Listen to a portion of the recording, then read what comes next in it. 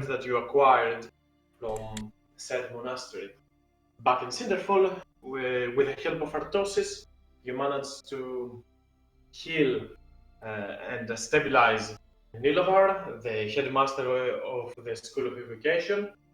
Doing so, he revealed you some information that was relevant to you. Back in Cinderfall, we had the headmaster Nilovar answer you some questions. More of them were about Madeline and her sister, but the others had some questions that wanted answers and got some information. For example, Stephen got a book about blade singing out of it, if I remember correctly. Yep. I don't remember exactly. Valen and Vel got something, but he wanted to give them a book that he had in his personal storage, aside from the one that he gifted the sea elf.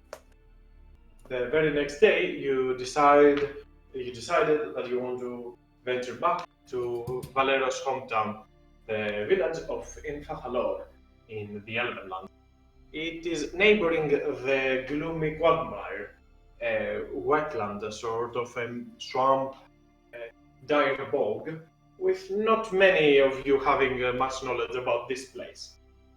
The village of Infafalor is 5 days' time from Cinderfall, so while the first 3 days are the same path that you took to reach the Monastery of the Green Mist, the last two are completely different.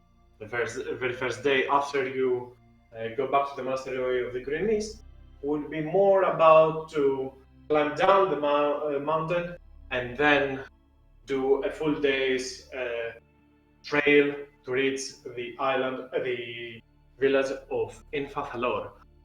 Your journey, you embark with the help of both Nilovar and Valeros, the human scoundrel that tried to befriend you, then tried to kill you, then you decided to help, is along as also is the man that you helped regain his well-being during the very first few days.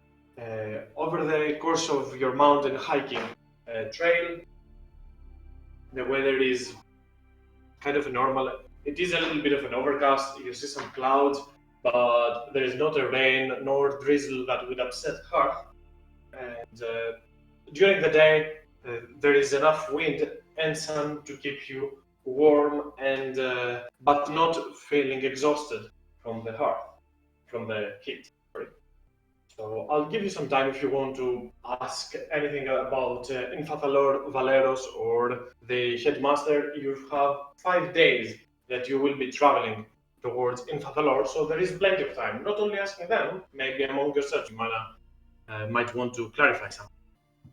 Well, I will probably be talking to Oliver about evocation magic and more specifically fire magic.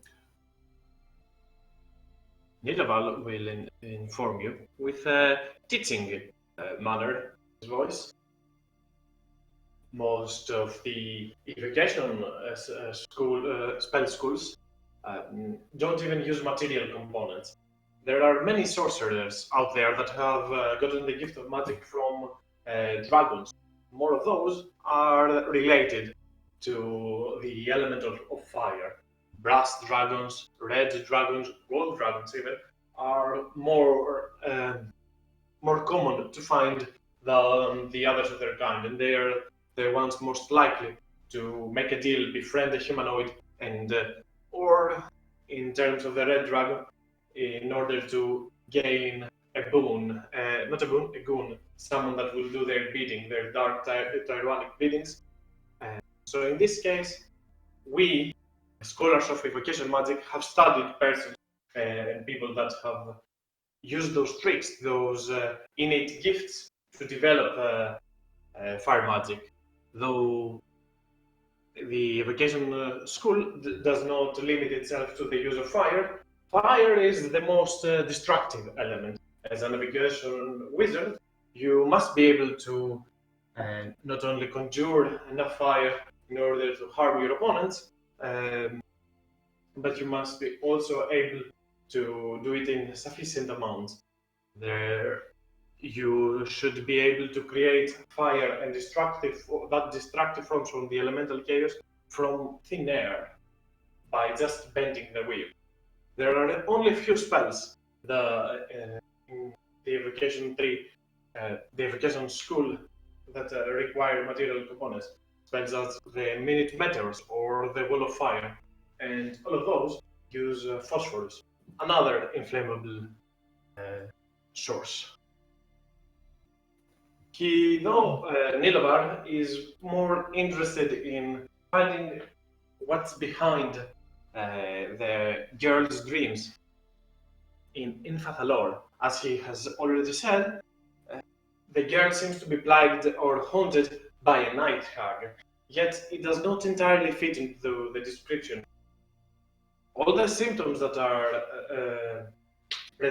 were presented by Valeros fit exactly the type of hauntings that a night hag would do. It's almost like a textbook night hag. Yet the narrative is a little bit shrouded in mystery. Why would a night hag try to haunt a weak, uh, even if it's innately good person, to the point that she cannot even commit act of evil? As he has mentioned multiple times, the night hag would always want to turn the person that sees haunting to evil first before she would want to consume them. that is true, but remember the situation in which she got this cut? That seems more along the lines of a green hag, I believe they were called. I I don't know much about hugs, as I said earlier. I know only what the book has to offer, and I do not remember cases where a green hug would haunt her victims. But it could be a possibility. After all, green hugs and sea hugs are ones that you may find in a swamp. They are more likely to be found there rather than sea hugs.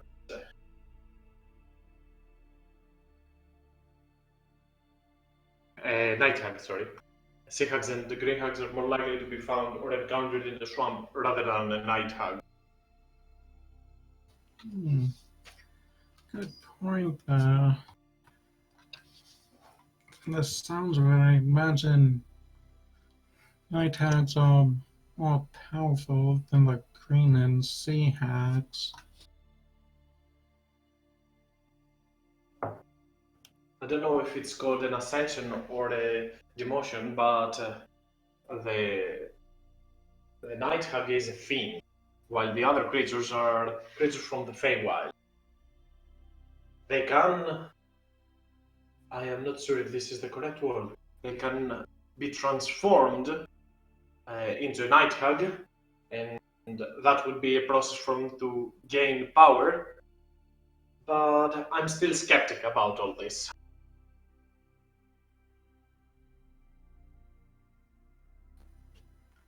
All right. During your times of travel as well, Valeros will also spend some time talking about his sister. His sister name is Darlene. Write it down. And mention from time to time towards Madeline that she is actually, in fact, a real person, and that Darlene does actually exist. I'll still believe it when I see it, but I'm fairly convinced.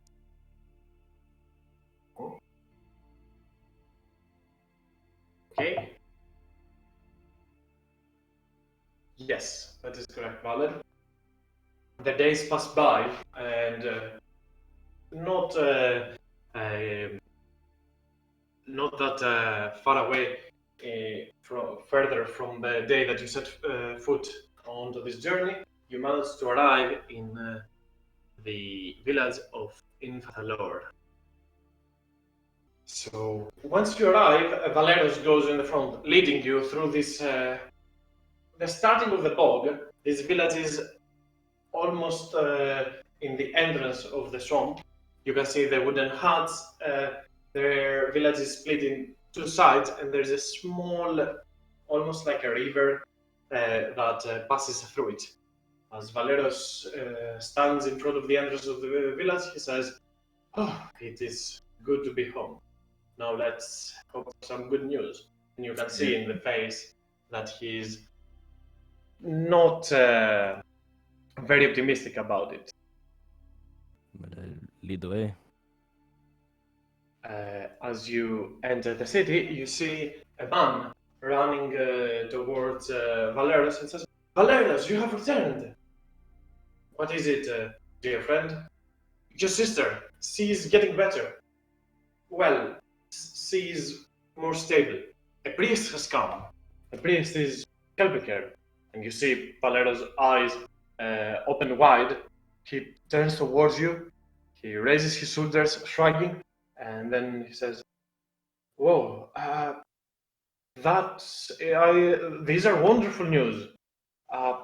I would really like to meet that guy. Guys, hurry up. I want to see what it is going on." I like your quote, Madeline, but and as you enter the hut where Valero's sister lies in bed, you see near Darlene, you see a Triton. A Triton that, hello Hanzo, and describe your character. Welcome.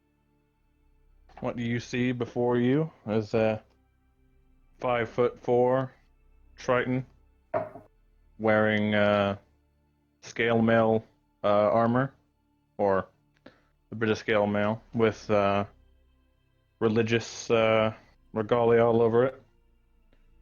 A warhammer at his side and a shield on his back, or laying nearby. And he's got cyan blue eyes and similarly blue skin with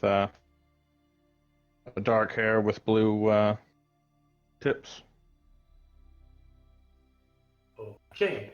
And as you enter the building, the house of Darlene and Valeros, you see the Triton standing on top of the female. She seems weak, but she's in better state as from the descriptions that Valeros has given to you. Nautolas, or Nautilus, I don't know what's the correct pronunciation of the name. Nautilus. Nautilus, okay? So Nautilus, you see in front of you a human that wears no armor right now except for a studded leather and has no weapons on him, that runs and seems kind of familiar. His face looks almost identical to the one of the lady that you have been helping. In the back, you see a couple of strange figures, and I'll go one by one, and I'll need you guys to describe your characters. So, the very first that strikes your attention must be Hearth, the fire genasi. Oh yeah, and it is very clear his heritage. Probably the most striking feature is that his hair actually is made of fire. It will change color according to his mood, but it's always there. Maybe not quite as vibrant as it usually is, given the moist environment. But there's also his orange eyes. He's a bit on the dull side, but slender as well. He doesn't weigh quite as much as you'd expect from someone over 6 feet. Okay, and near Hearth, the most welcoming figure for Nautilus, at least to behold, would be Talius, a seal. So, Talius. You see, of course, a blue sea elf, donning very flamboyant clothing. Not something you'd see very often. It's all just from different parts of the world. He's got a sword on his side, a long sword, and a rapier on the other side. Also daggers tucked into his side as well. About 5'6", 5'7" in height. What else? I think that's about it for good old Talius. Okay, near Talius is Madeline, a tiefling, a race that you have heard of but not have seen much about Nautilus. Yeah. So Madeline kind of comes off very friendly. Very recently elongated horns and tail for reasons, but she's definitely got kind of a mix of like chainmail and a bit of a dress, as she's got a bit of a glaive strapped to her back, and she definitely kind of takes aback seeing this new race she hasn't seen before, and definitely like looks back and forth between this newcomer and Talius like a couple of times. Trying to distinguish any difference between them, you would notice that their ears are not similar. One of them has elf-like ears, and the other one has more of humanoid, but they do get fins, and sometimes they grow other sea fauna on them. And last one on behind is Valen. Well, gosh, Valen walking in seems unremarkable, standing amongst all of these really interesting people, because he's a human and he's dressed fairly normally. He's wearing simple leather armor, carrying a spear. Spear looks pretty cool, but the thing that strikes everyone most about Valen is his eyes and his happy face. He seems just happy to be there. And he is. He's happy to be there. And he's a little bit surprised because he didn't expect to see a blue person with scales and things and shells and all sorts of, starfish or whatever. But for sure, he's just like, wow, I just walked in a room and there's a blue person. This is interesting. And it's cool. And that's about it for Valen. Okay, He and does know Tanius is blue as well. Yeah, but I've never seen two blue people in the same place at the same time. entering last but not least is a half-elf with white hair, though it doesn't look the white in the picture. He enters right beside the party, and not a lot for you. You can see this man is a scholar, a study of the arcane, and probably has some ranking in terms of his position. Would be in a library, a maid's tower, or a sage's tower. Given the circumstance, he's coming here. His arrival seems a little bit weird to you. You have not seen many half-elves being in that high of a position, but it sure is a welcoming sight as he gives a friendly order towards you. Valeros, the human in front of you, this is the one. I believe you can see his name as well. Yes, the human in front of you comes towards you. Nautilus looks at you, nods towards you, and then turns to his sister, giving her a big hug and whispering to her ear. As you stand a couple steps back, Nautilus, you look at the party, and both members of its group nod to one another.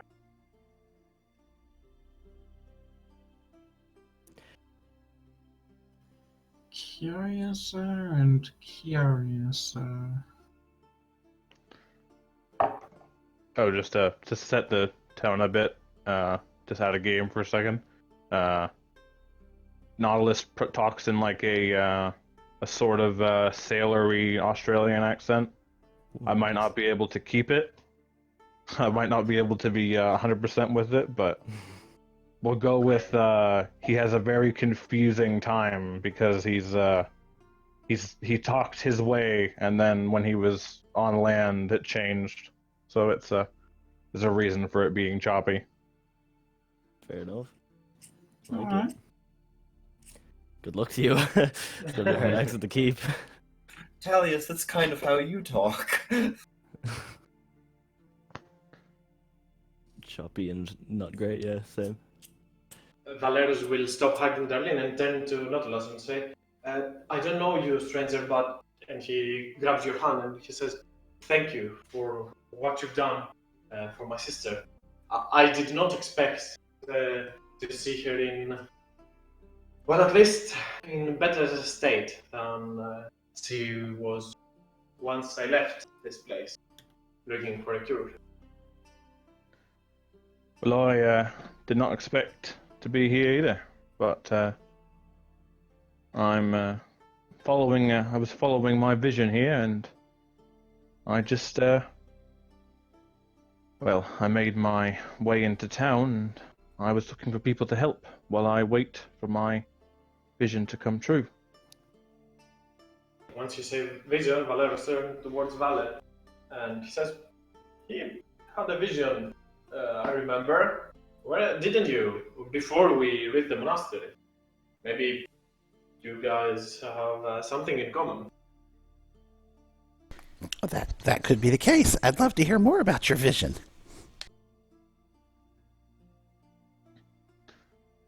Well, it could certainly go over a nice drink. I've been here for the past few days, caring for this woman here, making sure that her problems aren't getting worse. She would have been in much worse condition had I not arrived. Have you been able to tell what exactly is the problem with her? Up until now, she was almost mythical to us. Can I make a religion check on that, or insight? Roll me an Arcana check. It's a bit of a yikes. Not really, but it seems the magic that I told you that you were using on her seemed to work at least. I don't know much myself. I've just been using some clerical magic to try and suppress what's going on with her. It seems to be working, so at least we have that to be thankful for. The half-elf in the back will say, we may want to give the siblings some time. I would like to inquire a little bit more about what magic did you use to help her push through these rough days. If such was the case, maybe we can combine findings and come up with a solution. That sounds perfectly fine with me. I would like to see this woman brought back to good health. Valeros will say, there is sort of an inn, couple doors away. You won't be able to miss it. It's the one that has fish on a stick in the entrance. I'll see you there later on. I'll join you. All right, that sounds good. Well, then. Okay. With that, you are all transferred back in.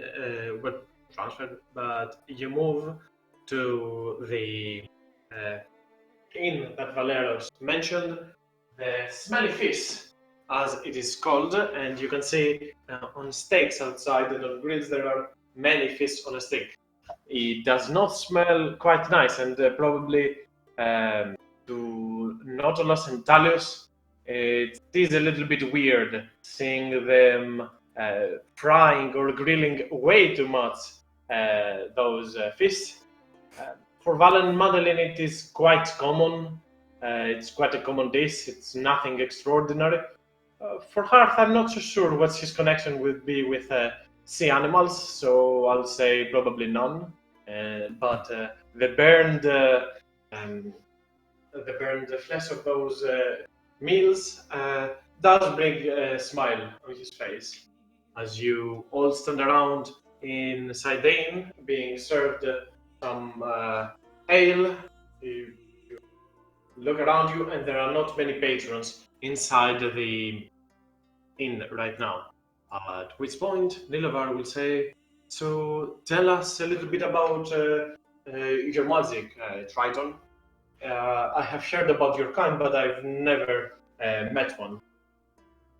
Ah, well, my magic is not entirely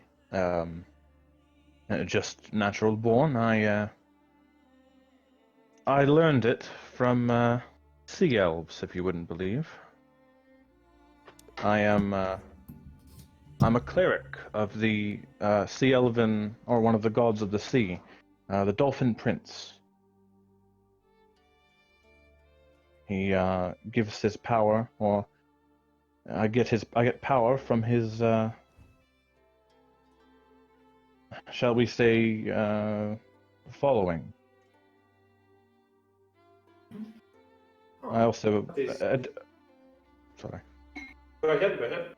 Oh, I also do have some minute control over nature and water, but that is only that has nothing to do with the magic I'm using to help her. And as you say that, Nilvar turns towards Talius, saying that he is a sea elf. Maybe. This is definitely very interesting to hear. It's a pleasure to meet you. I haven't met one of your kind in quite some time. You said sea elves taught you how to, learn all this magic by the dolphin god? Yes, I was lost in the ocean for quite a while. My people, my clan, were we were attacked by a group of Sahagin, and I had to, in one last attempt to save some of our lives, or at least mine, my parents pushed me towards an underwater current, and I was able to get away. But I, unfortunately, well, I guess fortunately, I was I was swimming underneath the ocean, and when I slept, I had visions of those earlier visions were, I guess, directions towards something. And I later found the Sea Elves, or clan, and they told me that it was visions from the Dolphin Prince, or likely omens of such that were leading me to a greater purpose, or at least to find a better fate than the depths. And I was more or less brought up in two different cultures. I was brought up with my Triton family, and then I was brought in by the Sea Elves, and they taught me the ways of Dolphin Prince, and I began to be able to use more of his power, or at least on loan, I guess. Very sorry to hear of your loss. Anyway, I know it is quite a while ago, but it's still sorry. It's sad to hear. Well, it's neither here nor there. I've found I guess a higher purpose in it, and it will hopefully be of help to more than just I. For a long time, after I was with the Sea Elves, I also sailed on a boat, a lander boat, I guess. a view of we took a long time around the sea, and it is where I agreed to sort of help and spread the word of both the Dolphin Prince and at least spread kindness. My people weren't exactly all for the land of life. Or religious, adds Nilamar. I never heard of Tritons being religious, and given the choice that you made to follow a deity outside of your pantheon, says much about you. You are quite special, Nautilus. Well, I try to think like that whenever I hold my holy symbol. And, well, enough about me. What about all of you? I certainly have never seen, or I've only ever heard of your kind. And I look towards Madeline. Oh, well, that's fair. A lot of people tend to ask questions. I mean, my parents weren't tieflings. It's more so my father had made a pact, and that's why me and my sister that I'm sort of looking for have kind of taken on this appearance. So, not exactly a family thing, more just the decisions of the progenitor. But I'm a bit of a similar situation that I had recently found myself through faith. Though I think my powers might be a little bit more different than yours, since mine is much less for healing and much more for hitting. She kind of like says that like with a bit of a squint. It's a bit of a mix. Well, if it gives you any comfort or insight into my magic as well, it's I'm certainly not just for healing. And then, as he says that, some small crackles of lightning go up and down his chainmail armor. A little bit sparks out of his eyes, but apart from that, that's about it. Ah, fancy. Mine's a little different. As she'll kind of like twirl her finger. As there's like some, as you see, there's some vines around it now, very small ones, but they were trailed. Very interesting. And what about you, Fire Ganassi, I think? I might have seen a Water Ganassi before. I imagine we would be quite being natives to an entirely different plane than this one. To tell you the truth, I am not entirely certain as to why I was brought here myself. I can't say it was by choice either. However, I've certainly learned to enjoy being here.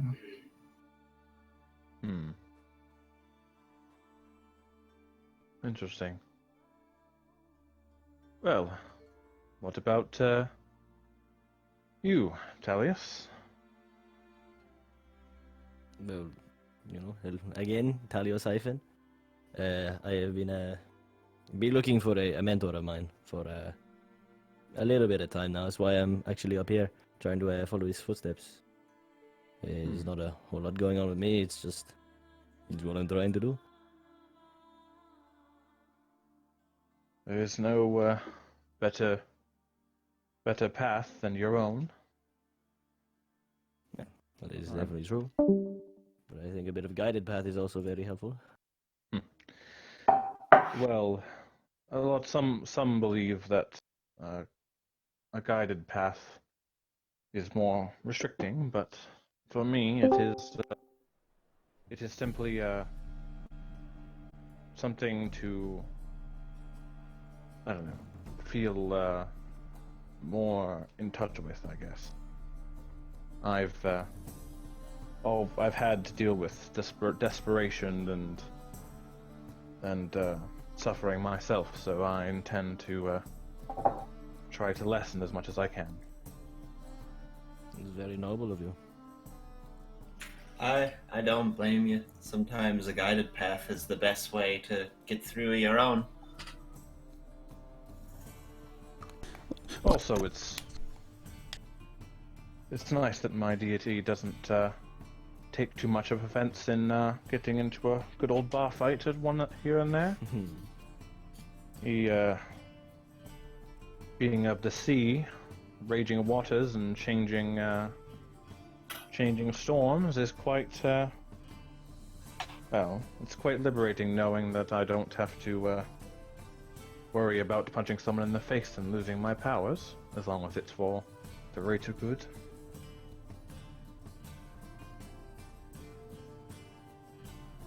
And also, you might notice that he's a bit stronger for someone of the clerical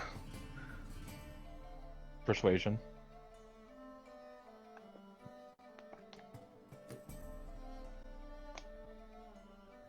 Well,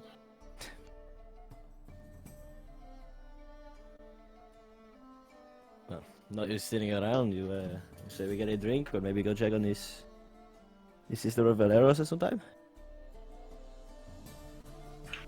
Soon after, a waitress brings drinks for you, even food, and when somebody of you tries to pay for all that, Nilovar puts his hand in front and says, "Let me do this.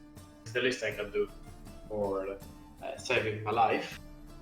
And he will discuss finances and buy you all a meal in this place. So that he will sit by and say, "Well, now to our more pressing matter. I have not seen the sister Mats, I have not examined her, but me and my friends here, the ones that my saviors, I might call them as well, we theorized that Darlene fell victim to a night hag, a creature of the Feywild that lurks in the swamps.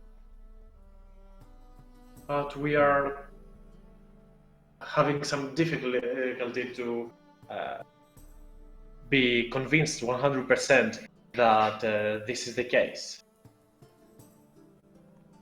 What kind of magic did you use on Darlene?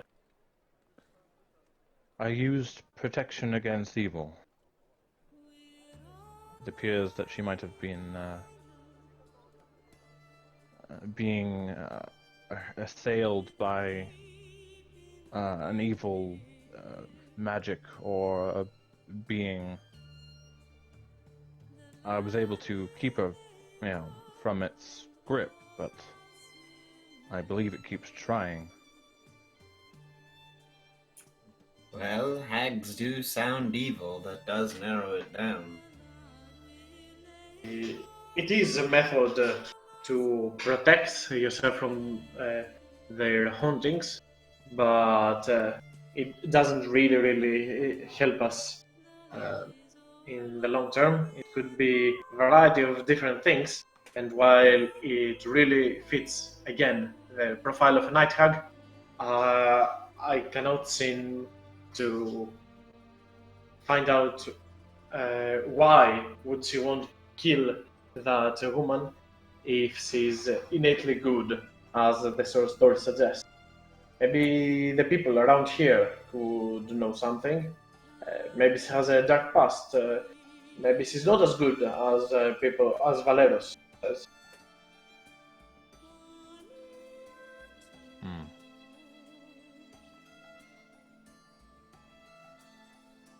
According to what the human has mentioned, Darlene, his sister, seems to be tracked with this. We can track these hauntings up to one of her visits in the swamp. So there is something in there that started all this. Maybe that's where she encountered her enemy, the night hag or whatever that creature might be.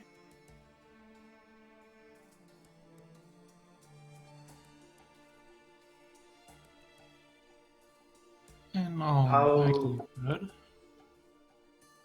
How do you want to proceed with this? As he turns his attention to the rest of you. Well, it seems we need to ask some questions to find out either why Darlene would be a target, or maybe at least see if anyone knows an idea of what's targeting her or where it is.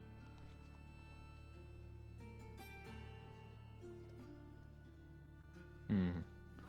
just where in the swamp was she going to and coming back from when she was first inflicted?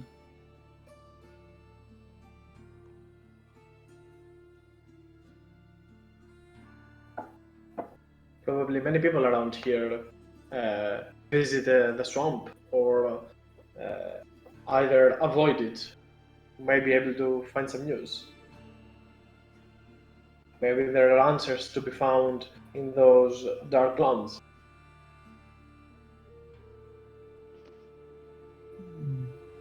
Possibly. I think it wouldn't hurt to ask around the locals. See if we can get some information. Then perhaps if we run into a wall, we make our way to where the problem is. Sounds like a plan. I can spare you some time. I can go and help Darlene. I'm in no combat, I'm in no shape to exercise much or assist as it is right now. But I can use similar magic to what the Trident is using to help her push off through the next days until you find some answers. That would be appreciated. I'll see to it then. You find something and you seek my counsel. I will be at Valero's house. Very well then. With that, Nilovar leaves the tavern. You see, everyone? While Valeros himself may have been a bit of a rascal, I don't feel so bad now about helping him a little bit, because he really does have a sister. There really is a village, and we don't know if his sister is really a good person yet, but definitely we're making the right decisions, guys. We're helping people. Even if she wasn't a good person, I'm not one to talk. I should be willing to help her, considering my sister isn't the best person. Though it was a little hard to believe him after, he shot a giant lance at Hearth. He did do that, and I haven't forgotten that. Neither have I. As I've said many times before, people will do many things for family. Yeah, you see her kind of like shake her head a bit. Yeah, you're telling me. Anyways, it's best we get to work and we do our thing. I'm sure we'll have a head to crack or two, but for now we've got to figure out where that head is.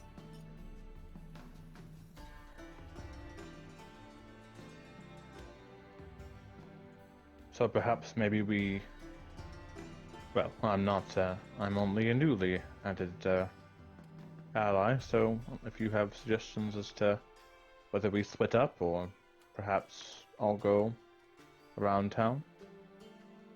I don't know what the locals are like, but I don't know how they would take to having a group of people of many different races just come up and ask them questions. It would seem less like asking questions and more like an interrogation. Gosh, Perhaps- I never thought about that. What other people might think. I mean, do you think we should start traveling in disguise? Maybe we could pretend to be a traveling circus, and we could put on shows for people. No, that's probably not a good idea. Well, hang on. What kind of shows do you have in mind?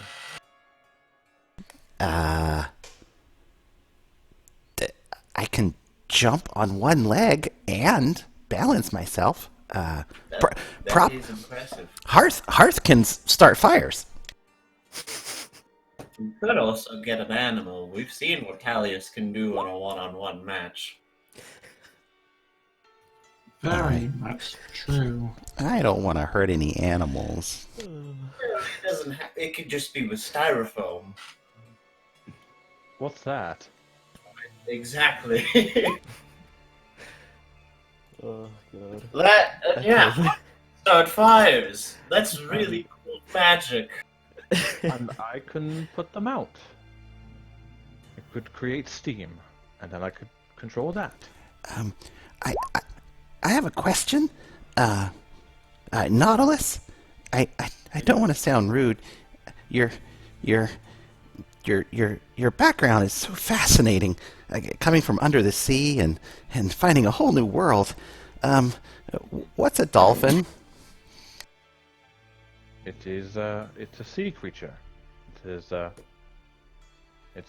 like a really big fish. Big enough to eat someone? That would likely be its long distant cousin, the shark.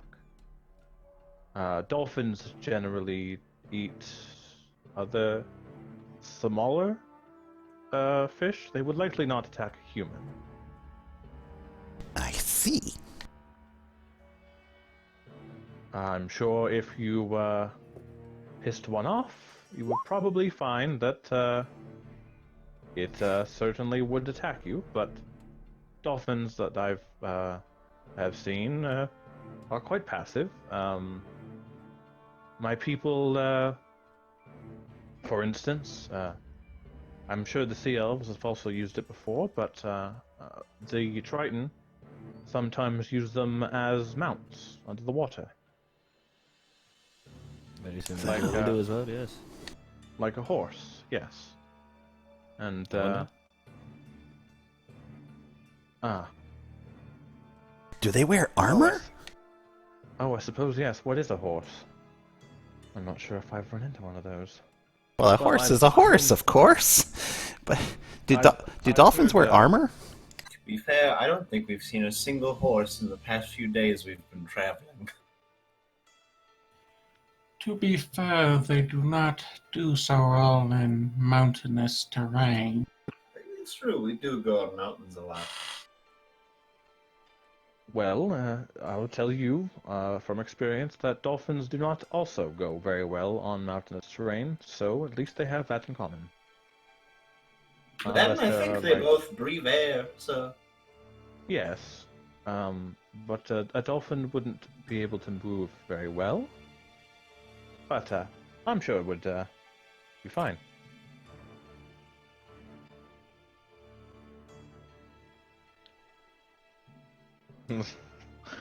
Anyways, so do anyone suggest perhaps splitting into groups, or smaller numbers, or splitting off entirely?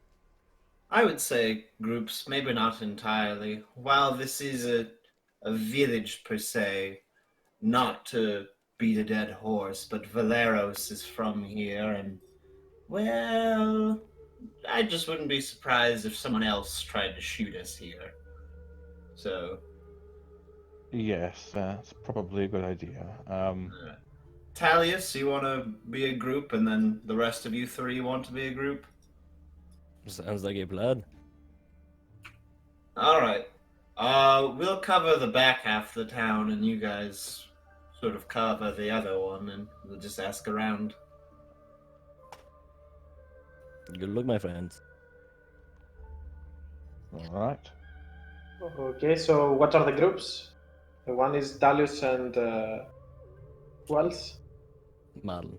and then Okay, the other so three. Talus, Madeline, and Nautilus, Hearth, and Valen all together.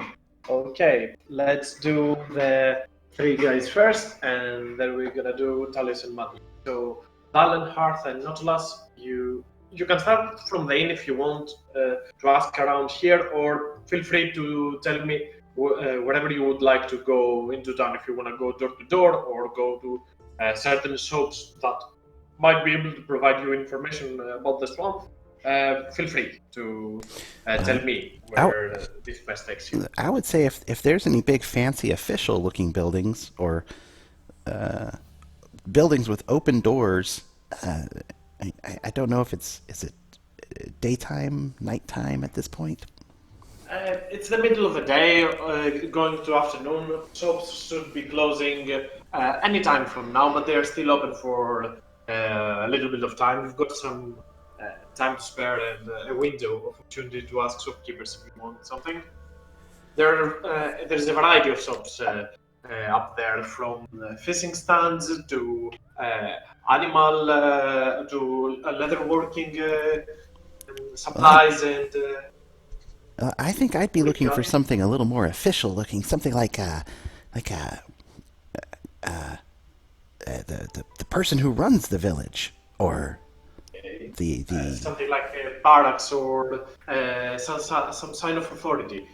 Yes. You all go outside and you see a big tree house. It has multiple planks on it where there are stationed elven archers. You can see they are from this place. They can pretty much observe the whole village. There are not many, since this is only village. It only has a handful of guards or archers in this case. But it seems to be an accurate guess that this would be a place where any person with authority would be standing.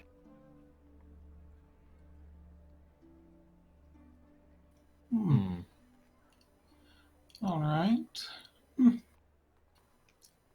Is anyone?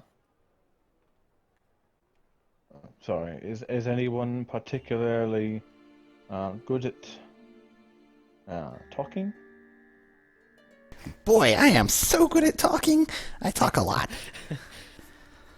You pipe up. Well, Okay. perhaps. I'll assume with Valen in the front, Hearth and Nautilus follow Valen. Of course, if you want to chime in and ask something, feel free. It doesn't have to be all Valen or all somebody else. But you move toward there, and you see the Elven Rangers sitting, waiting, and keeping an eye out for as a lookout. As you approach towards them, they nod towards you, and one of the two turns towards you and says, "So, a couple of new faces around here. Welcome to our town. Welcome to Infathalor, travelers. Where do you come from?" We come from Although their all eyes over. kind of look on Hearth, yet you see that they keep their attention towards you, Valen, since you're the one speaking for everyone. We come from all over. Most recently, we traveled here across the mountains from the monastery of the Green Mist and Cinderfall on the other side, and we've come to do helpful things, and we really don't know much about this place that we're in, Info Thalor, but we wanted to kind of check in and say hi, and just let everybody know that we're here to be helpful, and we're not gonna beat people up or anything. I mean, unless they need to be beat up, that is. But take a breather, human. You're among elves. We aren't. We do not believe that you're here to cause trouble. After all, you are being accompanied by someone that has proven to be a valuable asset to this place. Not as both of them turn towards Nautilus and nod to him, saying that thou, an adventurer from afar, came here to help a poor girl. Now more adventurers come from the Green Highlands, and they seem to be willing to help here. Or at least we hope so, says the second one, as he looks towards Hearth, saying, well, at least try to not light up a fire. In a polite manner, not more like he's giving instructions or so. Oh, it'll be fine. I can be very careful with fire, very good at controlling it, making sure it does not destroy. That is pleasant to hear. You said you came from the Green Highlands. We've heard some people saying that they were raided by kobolds and their small drakes. Is that? Did you encounter similar opponents, or? Well, we encountered a couple of different things. We encountered even some big guys. I guess they were ogres, and we did fight and indeed. kill a wyvern too. Just one, though. Yeah, well, I guess some reports from other hunters are true. They said that while the Green Highlands have been peaceful for some time now, since the days of Pendrar, it seems to the kobold problem has returned to the world, and the mountain side over there. I'll pray to the elven gods that it is nothing that the village cannot handle anymore. I heard they also got a school of magic quite some time now, so that is good to know that they learn to protect themselves. Evocation magic, to be precise. Yes, some attacking your enemies is also sort of protection. What did you come here for? Are you looking for someone? We actually came here to help a girl. We came here to help the same is it Darlene? Yes, Darlene. Yeah. How can we be of any service? I don't believe we know much more than your Triton friends know. He has been spending quite some time with her, but if there's anything that you needed to find from the nearby area, we may have some out and some links to. Well, we're really trying to find out what happened with Darlene to bring her to this status that she's in. We trying to understand, was she traveling a certain place? Did she kick over someone's house and then that person got really mad at her? We really don't understand, at least I don't understand, what brought her to this condition. Me and another one have come up with a hypothesis based on the symptoms and what Nautilus has been able to treat it for. Current thoughts are that it's a night hag. Although our symptoms were matched, we still don't know why they would go after Darlene and render her so sick and bedridden she cannot even act. And you see, as you mentioned, a night hag, both of them turn their eyes towards you, and you can see fear in their eyes, as you say. Well, I sure hope this hypothesis is false. But there is no evidence that there is a hag in the gloomy Quagmire. There are no clues as of it, and I do not remember any time that something similar has occurred. Here, he turns to the other one. Weren't you the one that you were the one that found Darlene, right? He nods. He comes forward. The second hunter, second ranger. He turns towards you and he says, "Well, I found Darlene in the swamp. It has been quite some time now. She was in dire shape. She had passed out. Good thing the necrophages didn't get her before I arrived. I was doing a patrol. Not many people go into the swamp. It is a dangerous place. We try to steer off. Well, there are some nutritional and value in the herbs of the area. There is not much reason for someone to venture out there. She, if I remember correctly, she seemed like she was being hunted and running to escape. I found her trying to rest, I would say, against a tree. When I approached her, some necrophages jumped down and tried to get to us. I managed to push them back and bring Darlene back. I do not know much, though, of what she was doing over there. Over the next days, she didn't mention much. She only said gibberish. But I don't really even recall. She said that something called her, something was visiting her even. I am not quite certain of what that was. After that, the dream started. Go ahead, Talius. Nautilus. Can I just make like an overall insight check, just to see if there's any deception at all? You don't need to make one. It seems quite sincere. There is not much that they are not sharing with you, and not even like you have heard the same story at least one or two times from other people in the town that were when they were congratulating you for helping or they were thanking you. Their story seems to match with what other people of this village have said. There is not a sign of manipulation or deception on the words of the elves.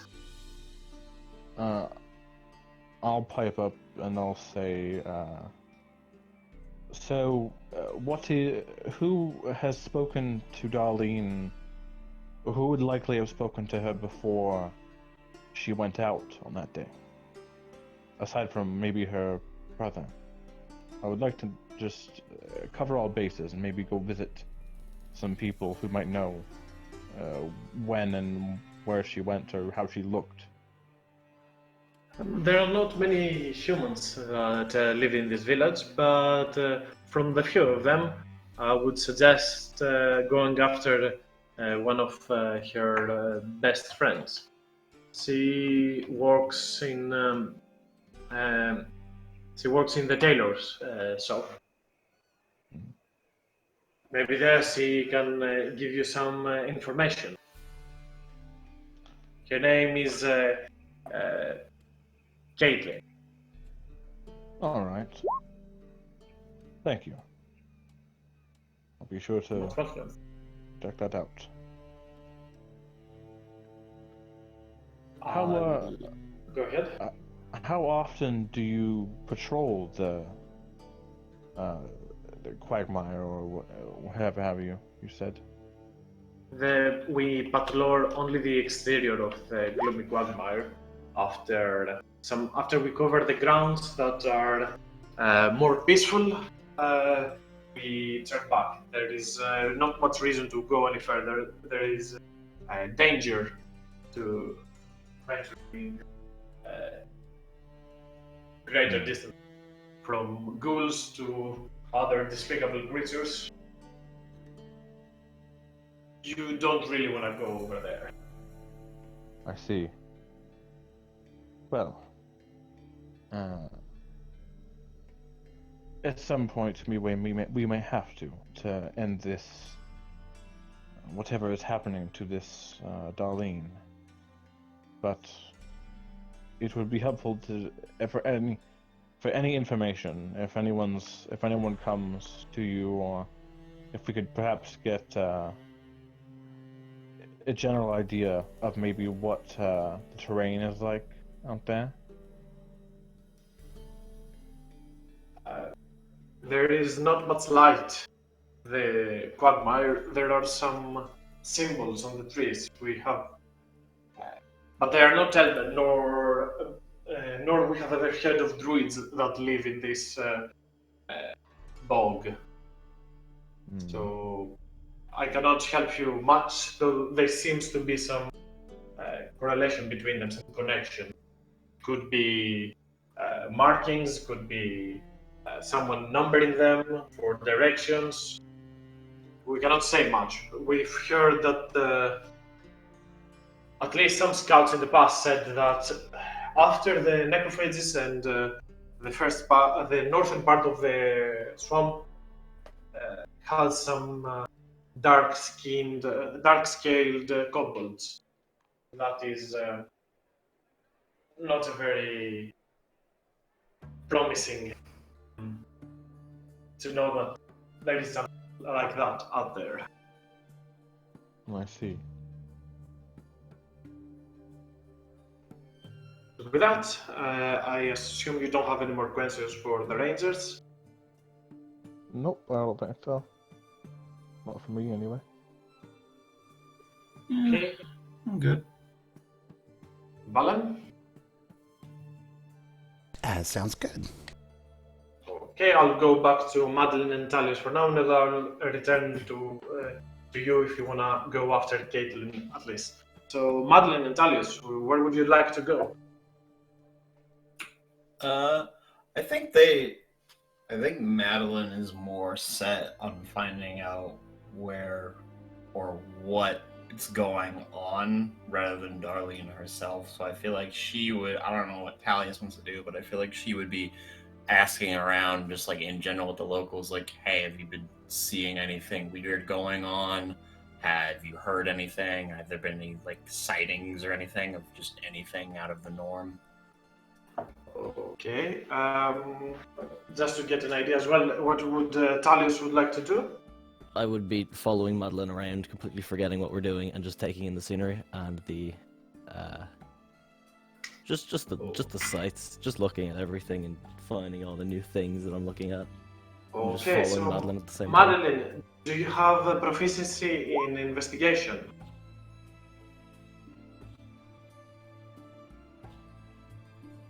I do not. Okay, then roll me a plain charisma check. When you try to gather information, this is an investigation check. Because it is a social nature, you're using your charisma. So I'll say that Talius, quote unquote, aids you in this process. Not so much, so get the advantage and roll a plain charisma check. Okay, so going around the village, you will get similar information to what the other part of the group got. You'll hear that many of the people avoid the swamp.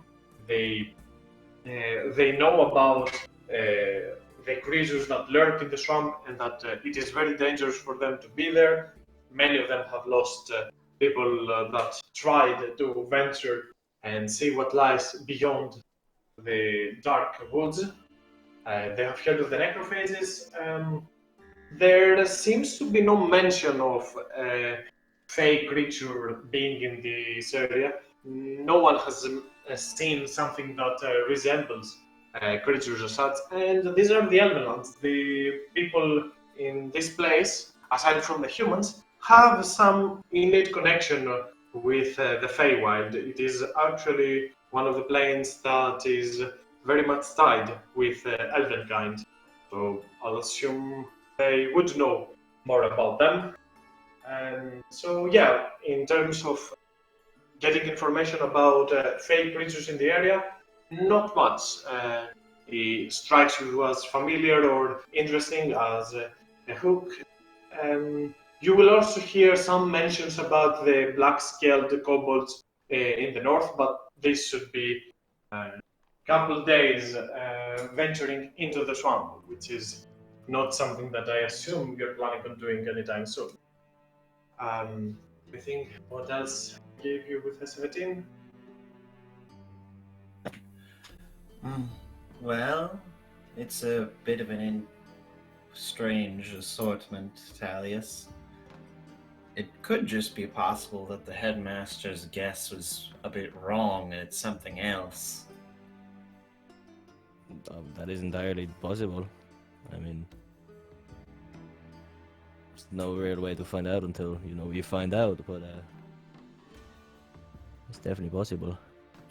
Yeah. All this talk of necrophages and black kobolds, though, does pique my interest a bit. Just because they're making that swamp sound rather ominous. I agree. suppose it would be... we could see what the other group has found. Perhaps Darlene had gone through recently, and maybe the swamp itself has some kind of affliction. That's definitely a good assumption you have. I think it's best if we find out what the others know and then bring up everything we know and see what we can find. Compare notes. Exactly. Right. I'm betting on that swamp, but maybe they found something else. We'll have to see. Regardless, I think we found all we can find with just regular rumors, so hopefully they were able to find something a bit more pertinent. Hopefully. I have faith in them, though. We'd have some of the best talkers with them, especially Valen. I'm sure... Oh yes, I'm sure Valen asked all of the right and all of the wrong questions. But... wouldn't have it any other way. Oh, exactly. But regardless, let's get back with them and see what they've found. Let's get moving. Okay, I'll give some more time to Valen, Hearth, and Nautilus that wanted to ask about Caitlin. So, yep. You go towards the tailor shop and you see an elven tailor and a human female that stands with him. They are locking shop right now as you approach, and as they turn their backs, they see them and say, "Oh, we're sorry, we just closed for the night. Were you looking for clothing, or you strike rather odd for people that are looking for fancy dress or costume?" Oh gosh, no, we're looking to have conversations. Well, I suppose we can spare some time. What might be the topic of that conversation, says the elf, as the woman stands behind and looks towards you. Nodding towards Nautilus. Nautilus, you probably have seen Caitlin at least one more time visiting Darlene, but so have many other villagers. Well, gosh, we're all looking for some information. We're trying to help out Darlene, and we're trying to understand what may have happened and what may have led up to her condition, and understanding the circumstances around it, and also just kind of understanding what might be going on in the Gloomy Quagmire, or just all the information around everything. Right, Nautilus? Yes, that's right. I was just we're curious on what she may have been doing, or if anyone knows when she left, and if she was acting odd prior to when she left that day. I'll assume this is more in regards to my apprentice, as he turns towards Caitlin, rather than me. I'm gonna leave you to it, and I hope you do find what you seek. As he says that, the elf leaves the scene, and Caitlin, a human with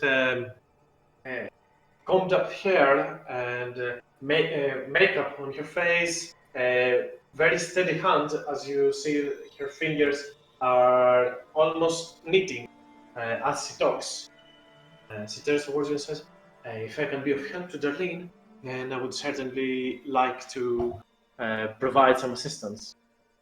But unfortunately, I do not know much. You probably seek to know why she was in the swamp.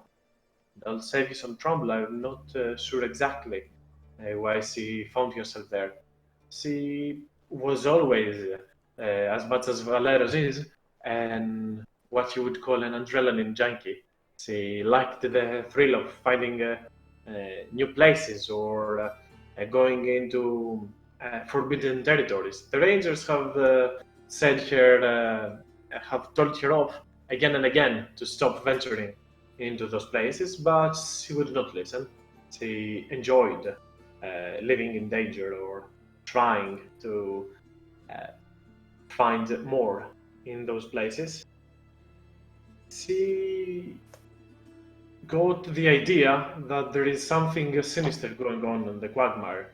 I tried to uh, tell her to stop on this pursuit, but she and her brother are too much of the curious stuff. They wanted to know about more. I'm not sure what they are looking for exactly, but Darlene went off to the Quagmire, and after the hunters returned with her, there was not much to talk or ask. She barely answers to any questions. You probably know, as turns in just words, not a last. But I do remember her whispering to me one day when I visited her, telling me that there is something in there, something that she saw or saw her. I am not sure exactly what she meant by that. Mm-hmm.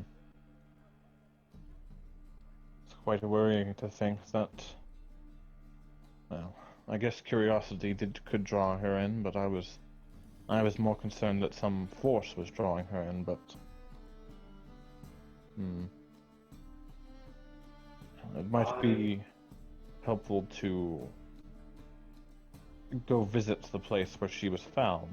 Maybe we can find a trail or something.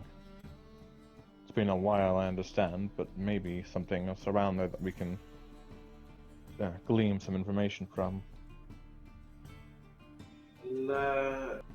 I would advise you against it, but I don't believe you would hear much from me.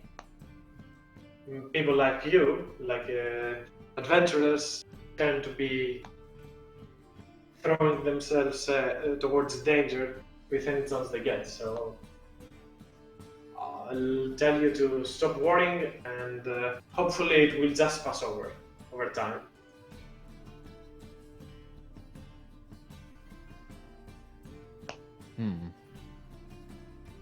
Would you like to ask any questions, Fallon?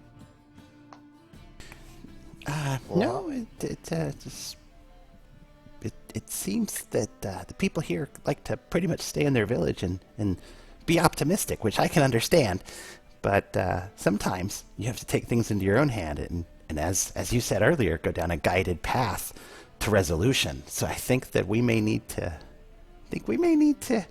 be a little more outgoing than some of the people we're talking to here.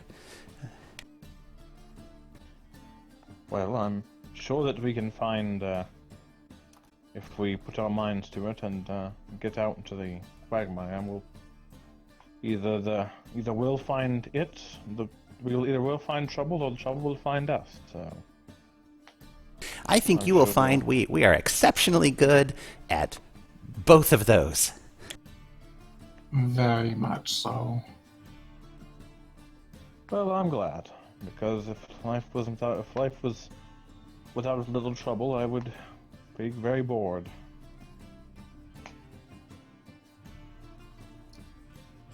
Just one more thing, Caitlin, if you would. Sure, if I can be of assist. What is it? Have you noticed any strange markings or odd things on the trees within the swamp as of late? Well, I don't know if there's something lately that has occurred or something new in them, but I've heard Darlene in the past talking about something similar, some runic writings. But they were rather cryptic, rather weird. Uh, I'm not so sure if I'm paraphrasing or if I remember it correctly, but one that C mentioned was, and try not to think about it many times, but it says, the one must die to open the gates. I surely hope that is not Darlene. Hmm. That is worrying. This girl might have been, or might be being used as some sort of sacrifice. I Again, would those not. writings are very old. I would only hope that they are not talking about Darlene. Yeah, I'm sure that it might be just a coincidence. Thank you for your time. I hope you find what you seek and you stay safe. I pull Valen and Hearth away, and then I say, as you've said, and as I've said, a guided path. While it may be old, I believe that people could still be following this, or an original hag, I'm sure, can live for quite some time. Perhaps it is related, and whatever is doing this is following the ways of these markings. Gosh, I don't know anything about markings on trees, but I certainly think we should get Talius and Madeline, and then maybe we could collectively go out and do something. Yes, that would be probably a good idea. You all return back to the spot that you wanted to meet up, seeing from afar Madeline and Talius approach. Madeline seems way more driven than Talius, who is looking around, taking in all the scenery, even though it is weird. You may find mosquitoes coming towards you, Talius, yet the moisture of this place is a little bit familiar. It is uncomfortable a little bit to be in the land and feeling that moisture on your skin, but also refreshing. Remembering of a time where all you did was swim in the ocean. Your meetup. So, did you make any new friends, Val? Well, gosh, I don't know if I made new friends, but we learned some information. Hearth and Nautilus had such good questions that we learned some things, and we might have a path to approach. We didn't get too much either. Talius was too busy fighting a beast known as his own ADD, but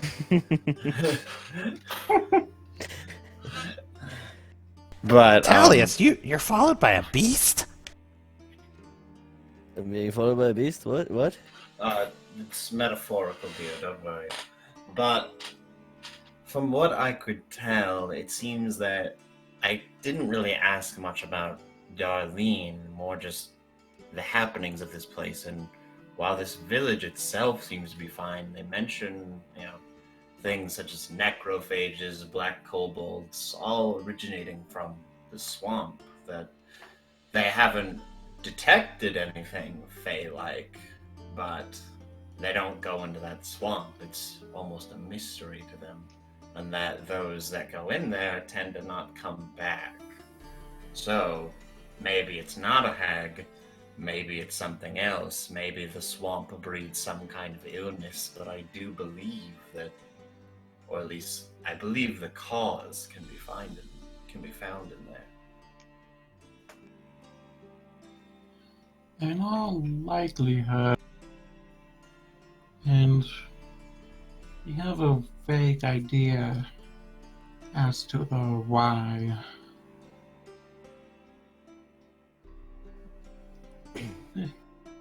We've heard about these runic writings, and what I'm willing to bet is the same area of the swamp. They've been there for a long while, much longer than much longer. And Darlene has been sick. But one of those carvings in particular has gotten me a bit worried. It just says the one must die to open the gates.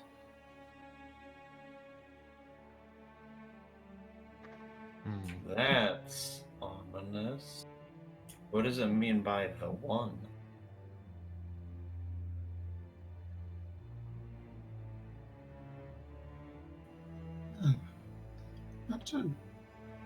That's a good question.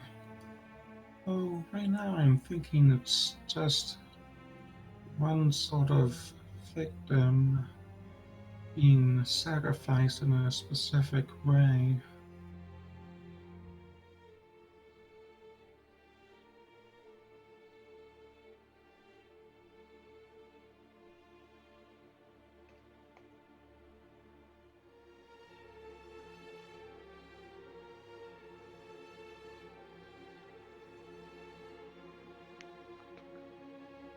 Perhaps we should head out and see if we can find these writings, and maybe we can follow them if they're perhaps leading to something.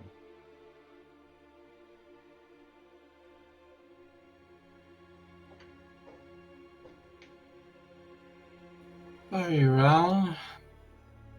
Although I suggest we wait to do it tomorrow. Not a bad idea. More fresh daylight. I wouldn't want to go into this quagmire in the night.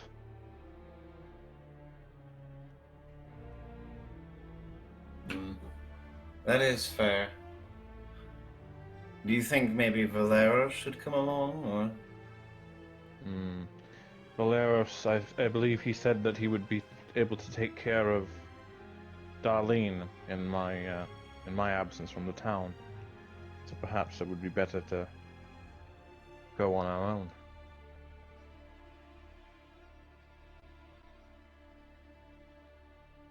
Fair enough.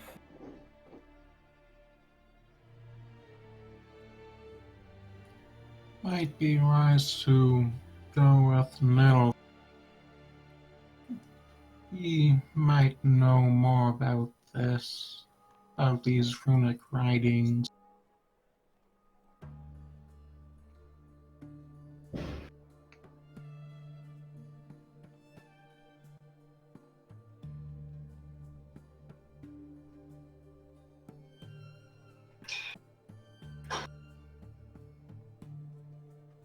Okay, so do you go back to Valero Sederlin's house for the night and wait for the next day, or is there something else you would like to do?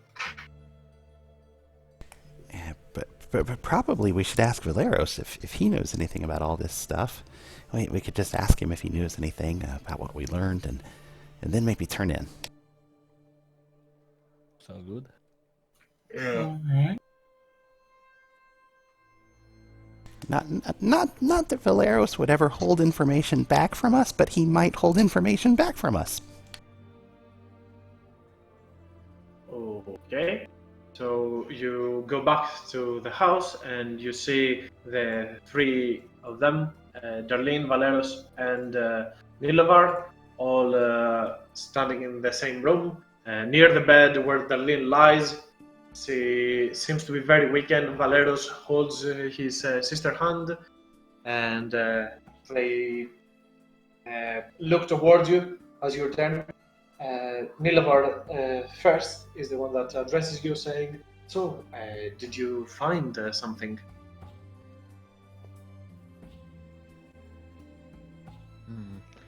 Well, I believe we found something, not concrete. What do you think, Valen? Perhaps, do you think you have any ideas? Well, we found we found information. We didn't find any answers, I think, but we found ideas. We found different paths we could go down. There seems to be a general consensus around here that the people of this village like to just kind of hang out and not take things into their own hands, for sure. I wonder if they're all scared or what. I don't know. But Everyone seems pretty fearful of the swamp, to be specific. yeah, Valeros stand up at this moment. Well, I guess they should be. Many people were lost, according to the tales of the elves. This place, they do not know particularly why there seems to be such a dark presence in the swamp in the north, but from a time onward, they just stayed away from it. In Nymphathalor, it is now much tradition to not walk further from where the rangers, where the hunters of the city roam. I guess me and my sister were not people that played by the rules.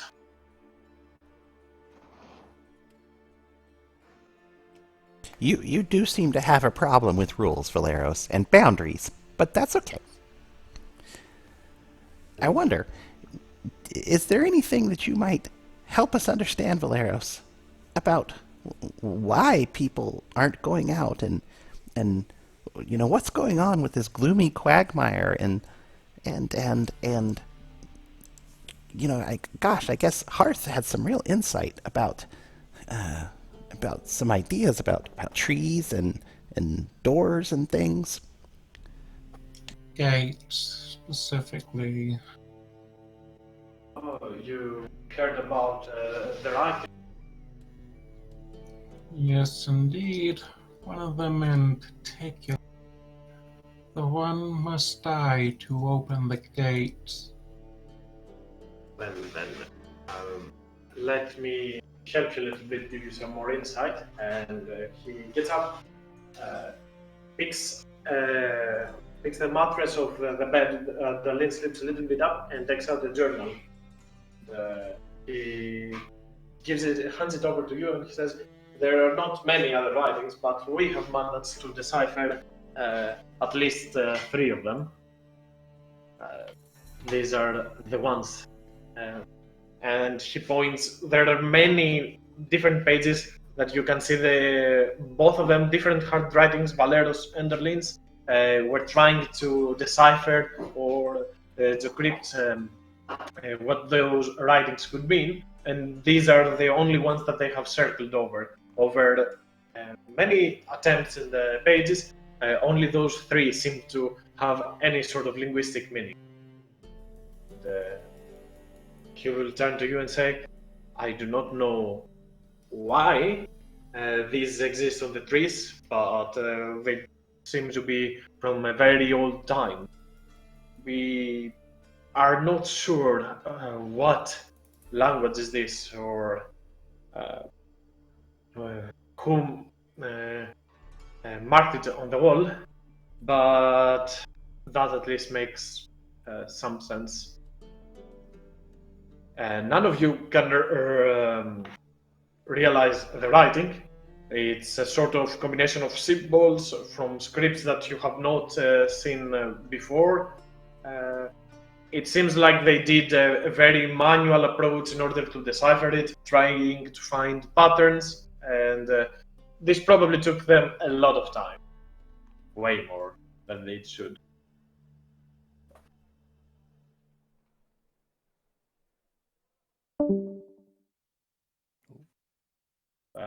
That's the bard story. A bird. Oh, this is definitely giving me an idea.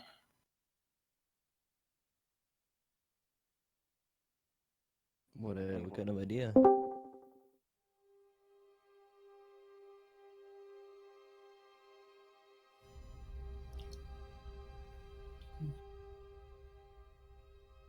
Valeros looks to be hanging on from Hearth's words, waiting to hear what his idea is.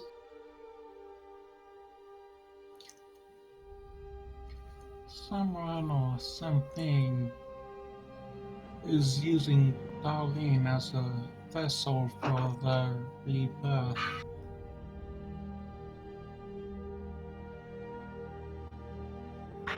Death is but a path to ascent, and that wouldn't path by dying is not the end of whatever is happening.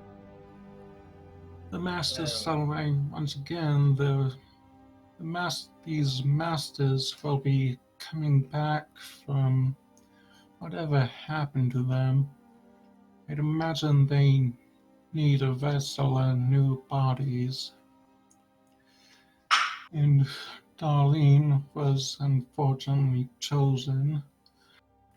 The one must die to open the gates.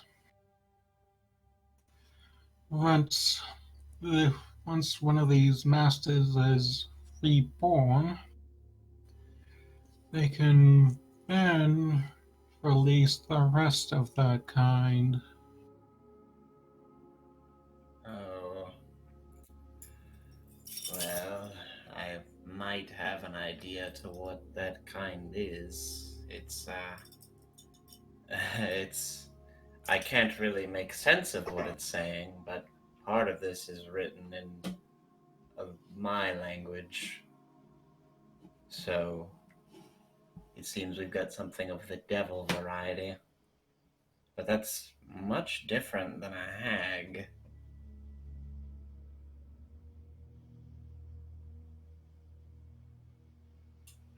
But if it is, I feel even more responsible to put a stop to it.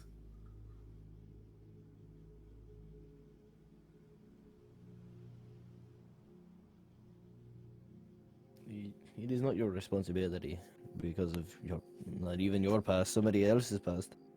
Because of your blood, I don't think it's fair for you to see yourself like that. I took an oath, and I intend to keep it. Besides, if I don't stop it, if we don't stop it, it sounds like it's going to get a lot worse for everyone else. And I don't know. I mean, this world isn't perfect, but I think it's okay. It's worth saving, don't you think? It's definitely worth saving. You're right, Madeline. After all, I mean, what would happen to the monastery if we didn't do anything? What would happen to all of our homes? It does seem like we're going to have to. There's a lot more to deal with than just Darlene, but for right now, let's focus on.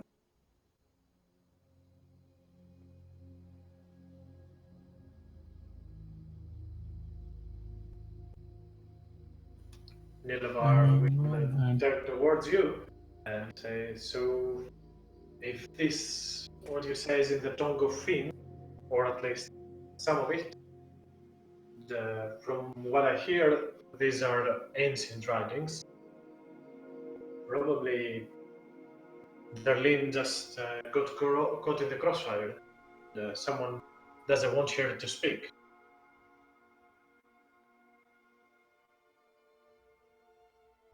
It is possible. Yeah, it is possible. But at any rate, it would likely be in everyone's best interest to make so that these gates stay closed.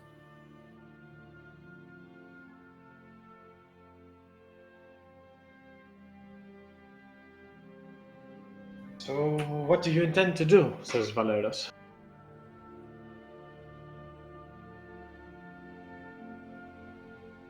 I would like to help if I'm able, but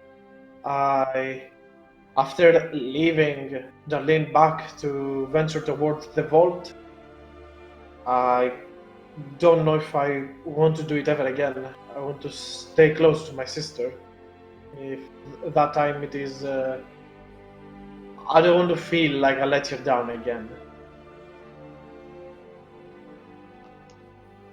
No, it's best you stay with her for now. Do what you Yes. can to help keep her stable. You can help by making sure nothing comes to her to bring her harm. If we're out trying to deal with the problem and we don't find it, it might be trying to find her. So it would be best if someone could stay and attempt to, or be defending her.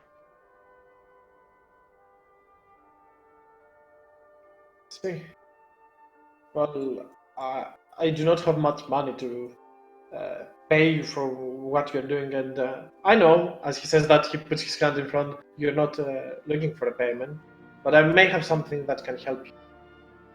Ventures to the back of the room and comes back with a very shining gem. And he says, we found it some time ago, and Darlene kept it on herself in order to protect herself. He gives it toward you. It's a blue, almost crystal-like gem. It is a gem of brightness. I'll put it on all players' journal so you're able to see, but only one can have it on his personal at the time. So are you telling us that it's clear what this gem does? Yes, you don't need any skill check to understand. As Valeros will probably say that you can use this gem in order to blind your enemies or to shine bright light or in a place. Well, Valen, you are sort of our light bringer. It's definitely fitting. And it would help you with your problem, seeing in the dark. Well, that's very nice of you to say, and yeah, I can't really see in the dark very good. So sure, I'll carry it and I'll use it for the best of everyone. Okay. It currently has 49 charges. It has been used once.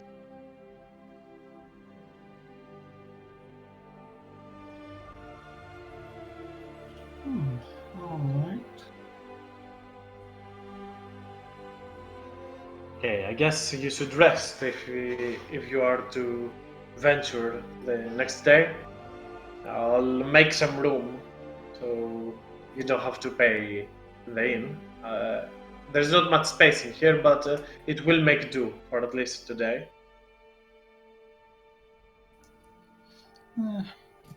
It will. I mean, a room is a My room. thanks. I will. I won't. I'll sort of like step away from the group a bit, and I'll go outside. Did I see any bodies of water? Is by the picture? Is there like a body of water? Come again? Is there like a body of water near the anywhere? Is it like in the picture where it's like a A small river or something. Yeah, there is a small pond. like deep enough to be submerge myself in it? Yes, though it is kind of murky, it should be good enough for any Triton or Sea Elf that wants to feel some sort of connection to their homeland. I'll probably go give myself a dunk, and then maybe after I do that, I'll come back in after I've sufficiently dried myself off. But I'll probably just I'll just do that as a just moisten the old scales, even though the air is pretty moist here. Okay, so you all go different ways. Talius, you stay in the house, or do you go with Nautilus on the pond? I'd stay in the house. I think I'm getting enough Okay. moisture from the air itself. Yep. Makes sense. So you end up sleeping huddled up in some sort of furniture, some sort of made up mattresses, using blankets, using couch, using stuff like that. I don't think we'd actually need blankets because hearth and fire have. Keep it nice and toasty. Okay. So yeah, the night passes by with not many incidents, and the very next day, you embark to venture towards the gloomy Quagmire. Yep, Hearth does indeed sleep in the fireplace of the house, on the coals of it. There is a small one, but it is enough for him to fit there. It feels warm, and the moisture that you felt today on your skin, now it has gone, and it is a very rejuvenating and soothing feeling for you. Oh yeah. Cauterized yourself, almost. I probably look very weird and possibly slightly insane, but if I had not seen the fireplace, it's too good an opportunity to pass up. I mean, we do have a trident that sleeps in the pond. Now we have a fire genasi in the fireplace. So I guess it makes sense. Everyone for himself to where they want to sleep. At any rate, the very next day, you embark towards the Gloom Quagmire. You have some sort of breakfast, take some rations from Valeros, and head on towards this god-forsaken swamp. The swamp is enormous, thick, and ancient. Its canopy is rained by tall willow trees that cast their shadows to the land. Vines grasping against the trees, almost as they would suffocate them. A mixture of cricket noises, owl and raven sounds fill the silence of this shadowy land. Did the bard stop as well? Oh, he's still playing. Yeah. You start moving in this place. It hinders a little bit of your travel time. It is muddy, murky, and sometimes you have to clear path for yourselves. There are some markings on the walls, but it is in Elven tongue. You understand them as some sort of guidance to where the limits of the hunters patrol, where this is the area that the hunters patrol. You venture even further, and even though it is day, these tall willow trees all cast their shadows on the place, and it makes the whole area shrouded in dim light. There is no sunlight passing by into the swamp. There is only a faint lightning, dim lighting that goes through it.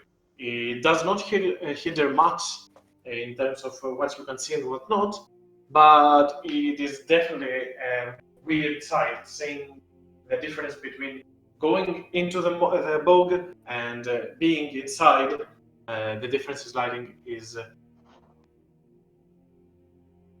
quite a different, obvious difference. Moving towards, from time to time you hear, as I said, cricket sounds, but you also have the sense that your presence is known. You have the feeling that you are being followed, yet whenever you try to look around, you see no one. Small rodents, snakes, or vermin you can find in the area, toads even, that look at you strangely. Yet you move, passing on, going forward. From time to time, a weird sound may occur in the background. Something is moving. When you turn your backs trying to see, you do not find out much. You eventually enter the territory where the rangers do not roam. It is, you can see now the trees, there are spider webs, cobwebs on them. Even the small water ponds that you may find in the area are almost like they are keeping your foot on the ground, like a sticking mud, almost like a quicksand, but it's only small ponds, so you don't have that much to worry about. Moving on forward, again, those sounds that something is moving with you travel this place with you. You remain alert at all times, but you know that this place is not welcoming of this.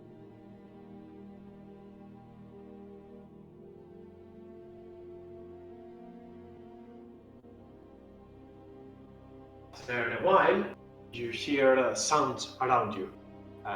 Dalius and Madeline being the ones that patrol in the very front, stop. The others follow, all picking up their weapons, trying to look what is coming from them. Maybe it's an animal, maybe it's a beast, a bear, most likely. Yet you hear some weird sounds coming from the swamp. Something is lurking, something is moving silently and patiently, like it's already bounds towards you. You all get a little bit closer to one another in order to keep some sort of a formation, knowing to you what it might be that seems to be stalking, preying upon you. And this time, you see from the trees, ghouls, undead creatures erupt and run towards you, trying to chase you, trying to bite off your flesh as they seem to be enticed by your presence. Saliva drooling from their mouths as their teeth make this crossing sound from bones they have already in the mouth. I want you to roll me initiative. Here we go. That was quick. I'll put something else for music. Good.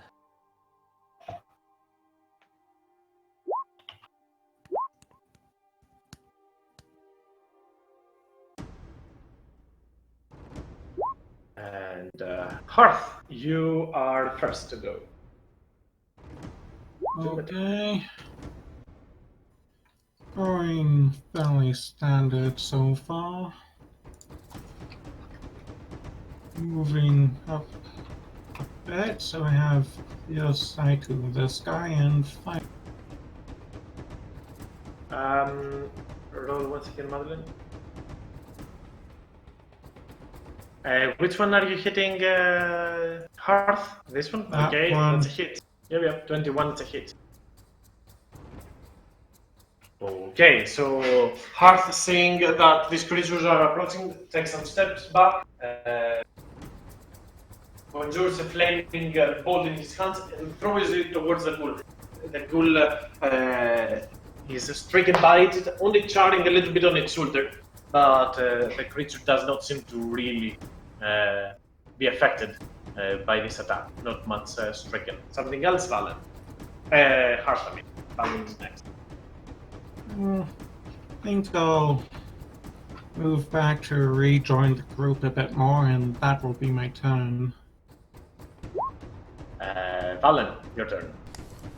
Okay, well, I'm going to take a few steps back just to get with the group. And then I'm going to unleash my shining blast on this ugly guy right over there. Okay. Shining blast! I mean, bright like a diamond, that's it. Nice. Ooh, for 10 points of damage. As Valen takes heat from Hearth, turns to the other side, and a crackling beam of radiant light strikes the ghoul that, as it is going for Talios at this moment, turns its attention towards you, Valen, and it seems that you're its target. Anything else, Valen? I didn't mean to make myself a target, so I guess I'll stop while I'm behind. Okay. Talios, your turn. Well, seeing that he's turned his attention from me, I'm gonna get that back. I'm gonna run right up next to him, in front of him and Valen. I'm going to cast Booming Blade, and first weapon attack. Ooh, that's a hit. Bad. Pop pop. Ooh. And that is enough to actually kill it. Okay. As Talios picks his blade and doing a dancing maneuver, finds himself in front of the ghoul and strikes it down as energy emits from Talios' blade. Sure is down on the ground. Want to move? Want to go something else? Bonus action, something else? I think I'm good. I think I'll just move back 5 feet Okay. from the corpse and that'll be me done. Not a loss. Your turn. Does any of them? Well, I guess they've already attacked. I will sort of move about. Oh, that's a tree in the way. I'm gonna move forward, and then I'm going to hold out my my holy symbol, and I'm going to cast guiding bolt on that one. Okay.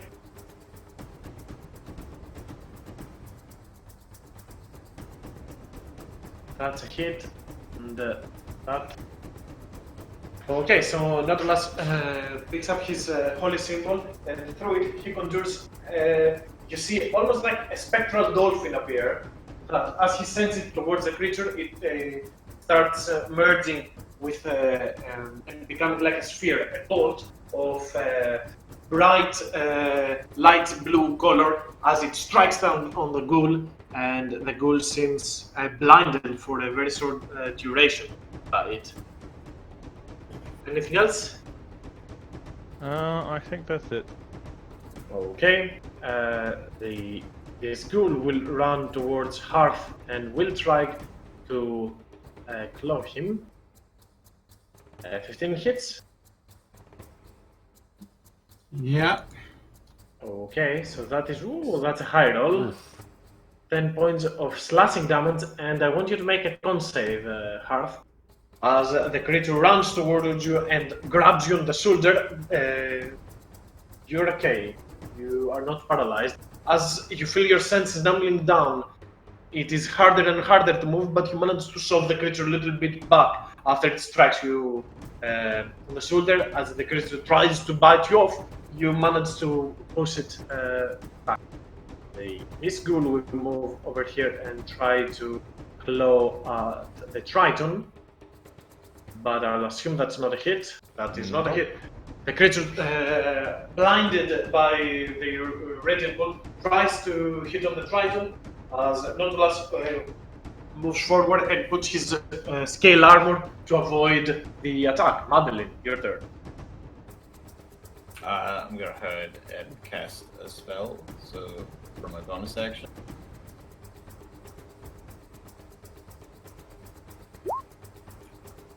So I'm gonna pull out the new glaive as it glows with holy energy. I'm gonna bring a smack on the one right in front of me that tried to attack. You've got advantage because of the guiding bolt. Ooh. The first attack against the creature has advantage. Roll with advantage. That is a hit. Oh. Still enough, though. Still good. As Madeline picks up her glaive, and you see as light appears in the front of the weapon. Madeline strikes down the creature, and you hear a harrowing sound from the ghoul as it falls to the ground down.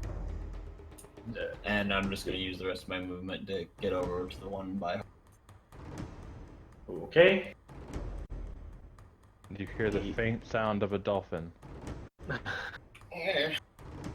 The other ghoul will move towards Talius and will try to bite him. 16 hits. 16 definitely hits, yeah. 5 piercing. That is a low roll. Yeah, see. the ghoul runs towards him, jumps Talius. As Talius finishes his maneuver towards the other ghoul, turns his blade to this creature, but it grabs the blade with its 2 bare hands and bites Talius on the side. Hearth, your turn. Okay. I am putting up my mage armor now.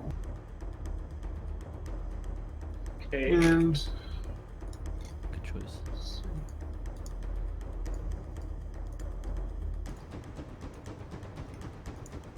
I do not have any bonus action spells, so I will have to Okay. do my turn.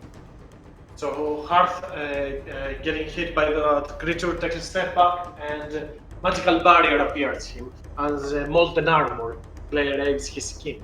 Valen, your turn. Oh gosh, so close. I'm not in range quite yet, right? I mean, you can move like here and it depends. Do you want to hit it with melee or range?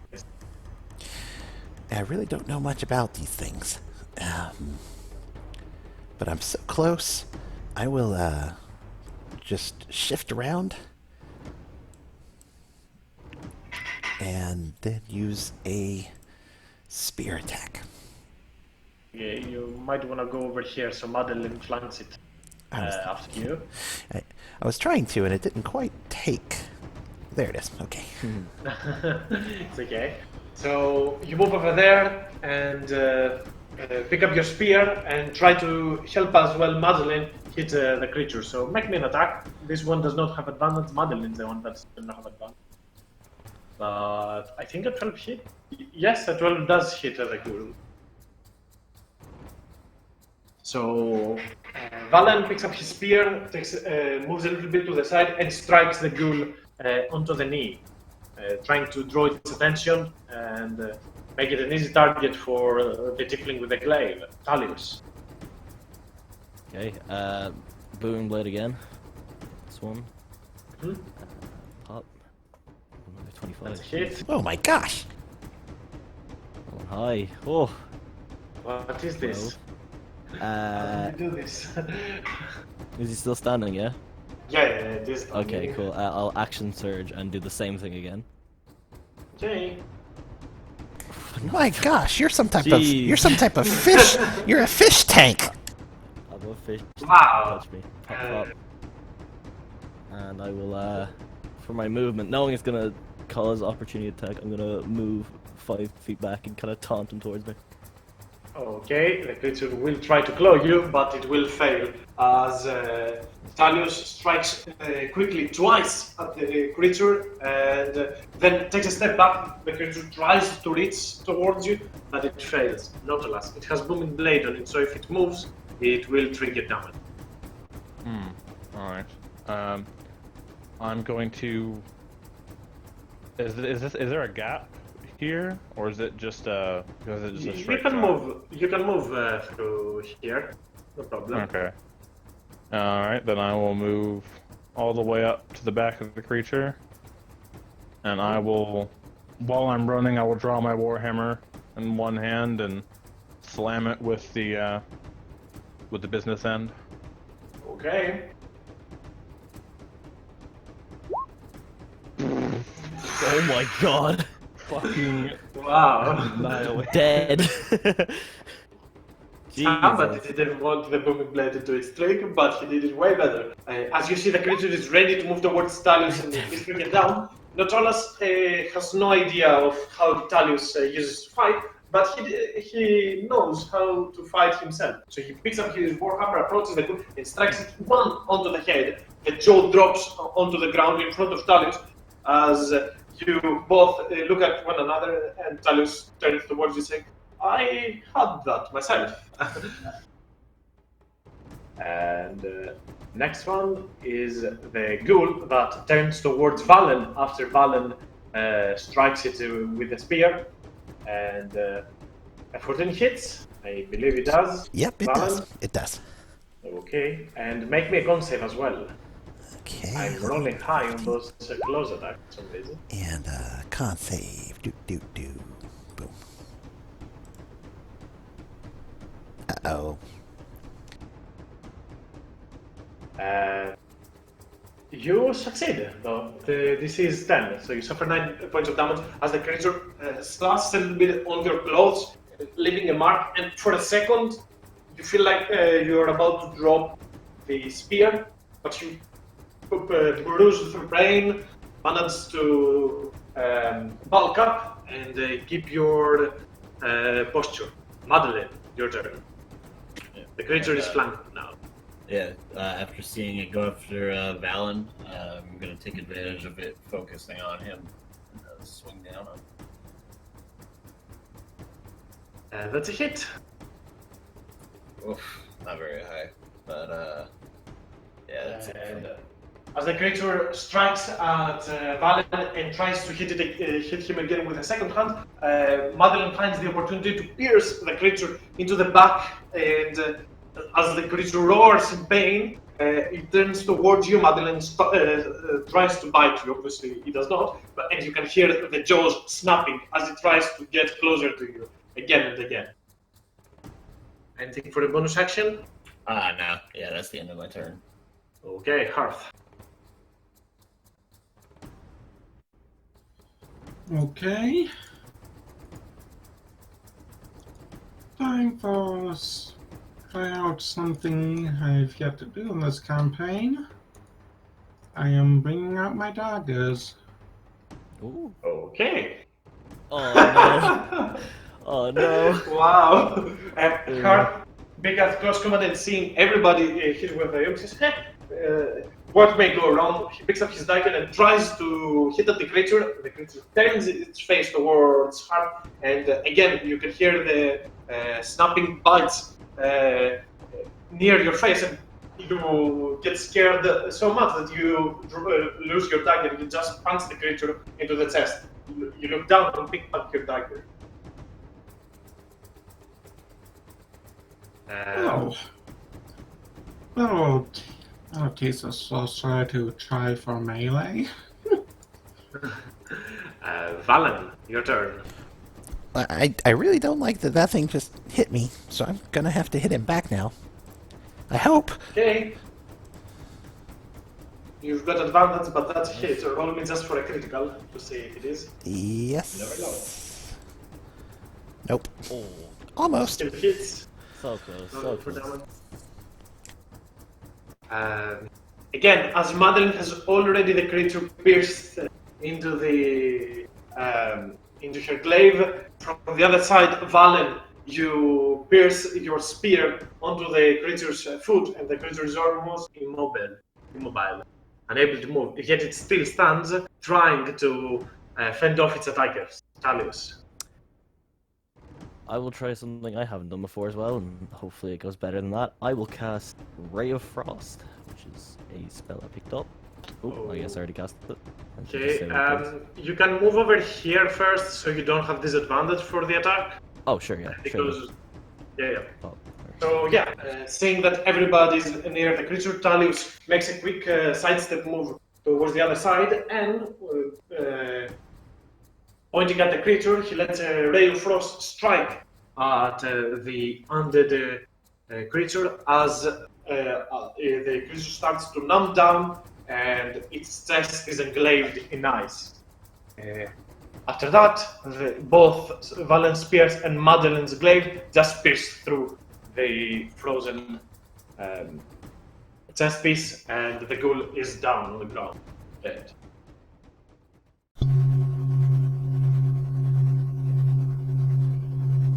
So quickly, after you dispose of your raiders, you go over those monsters, those ghouls, and take a quick look at them. As Valen said, he has never seen a creature like such, and it's silhouette seems humanoid, yet it is very lean. You can see the bones of the creature and the flesh has dried off. The mouth has big teeth, really big yellow teeth that are still sharp to this moment as the creature's claws are again very durable, able to scratch through hard material as well. They're durable, but are they fireproof? No, they are not. Can make some of those goldstone rights again.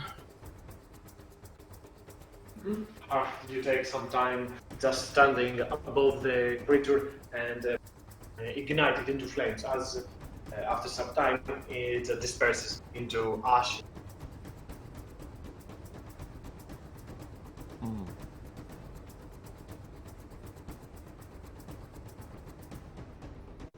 I feel like undead anyways.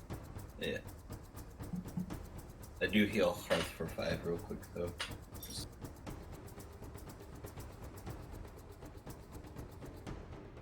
Alright, well, I can see why they don't want to be in the swamp per se.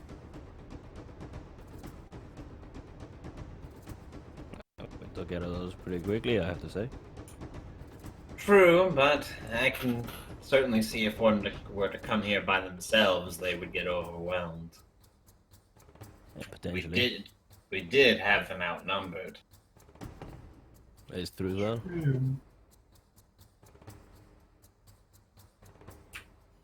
So, shall we continue making our way?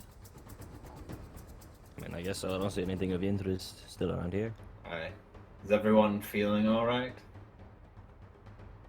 Oh, I'm good. A little bit scratched up, but let's see what other troubles we can get into.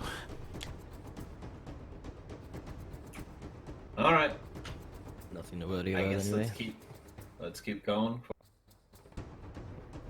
So you move a little bit forward, heading further into the dark land. On the horizon, up where you can see, you see a clearing. And in this clearing, you can see a very tall tree, engulfed in a spider web, towering down on every other tree in the distance. As you can clearly see, that it has some runic mark upon it. Here, this is the direction from where you came from.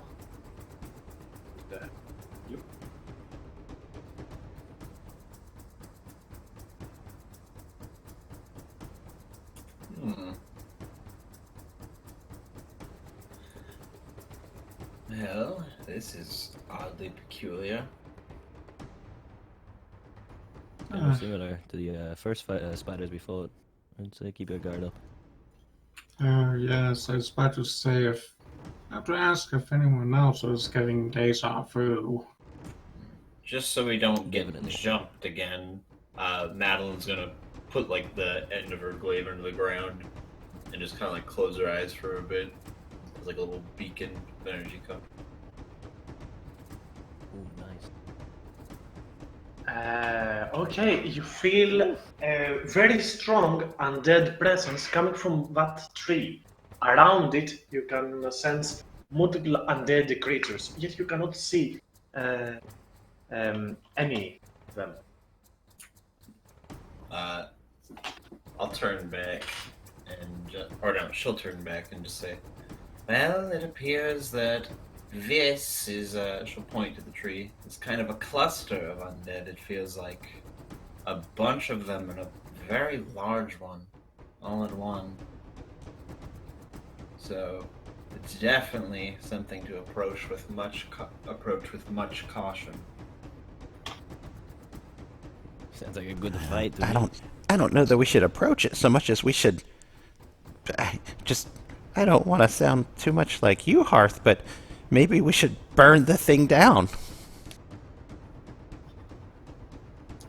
Yeah, It I would, can definitely do that. it would certainly kick the hornet's nest. Well, We should not suffer a bastion of evil that creates undead abominations. but I mean, if it does, these runes, it might be worth looking into rather than just destroying it. Nice through as well.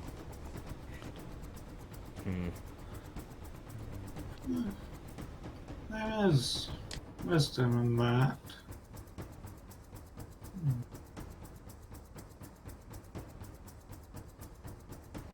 Well, either way, well, if we want to look at those runes, we got to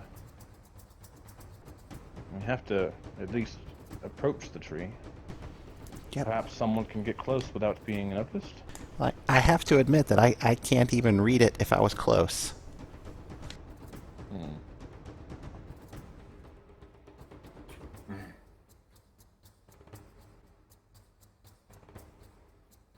It would have to be. Well,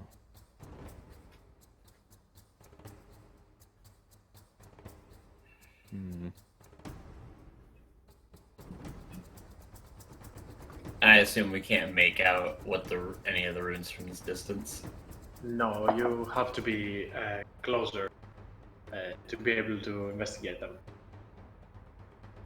But it does give you that that feeling of uneasy. This is like 60 feet, Madeline, right? Yep. So you indicate at least 6 undead creatures within that range, all near that tree. There's at least 6 of them.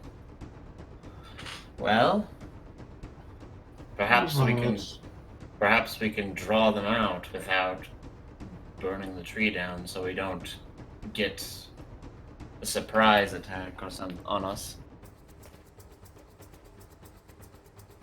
We could give it a try. I could definitely try starting some bonfires the area around the tree. See if I can get one of them by chance. Since you are in a swamp, it is way more difficult to. Okay, thanks, Fallon. I can't, but on a swamp, it is way more difficult to light a tree on fire than it should be on land in a forest. Maybe these all are moisture. These are very wet trees. They do not ignite that easily. I can just as easily use control flame to put out the fire if the tree catches. I'm Fine. I'm having this feeling like this was some type of hanging tree. Oh, That would make sense. that is very unpleasant.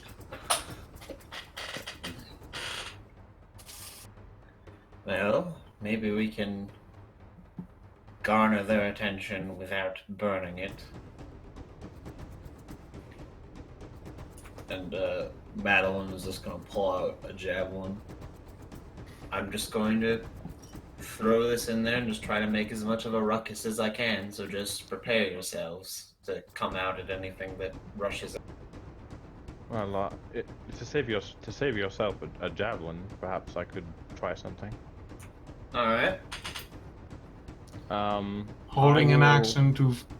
Let it be known that Hoth is holding an action to firebolt the first undead that he sees if they come up. Okay. What do you want to do, Nautilus? I will cause a with thaumaturgy. I will make a sound of I don't know, someone screaming or someone asking for help in front of the tree about there. So a sound erupts from inside, from nearby the tree, And though you cannot see anything, you see the branches of the tree moving, and you can hear muffled sounds from it. Sounds from something struggling in it, and like something like that. Can I see if I can? Can I try and see if I can see anything in the tree or Make at me the an base? investigation check. Oh damn! I thought it would be a perception.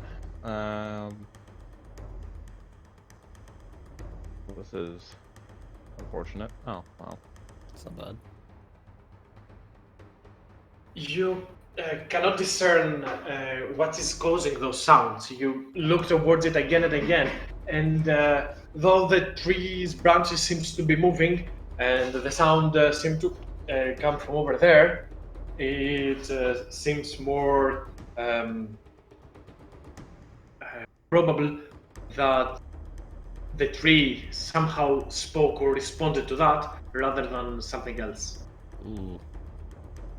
Like that. I think the tree may be filled with the undead, or it might actually be the undead in disguise. Well, I did sense multiple of them, and I did sense a large one. So it would be more than just the tree, but you might have a hunch. Well, But is anyone open for something that might draw it out? Fire red.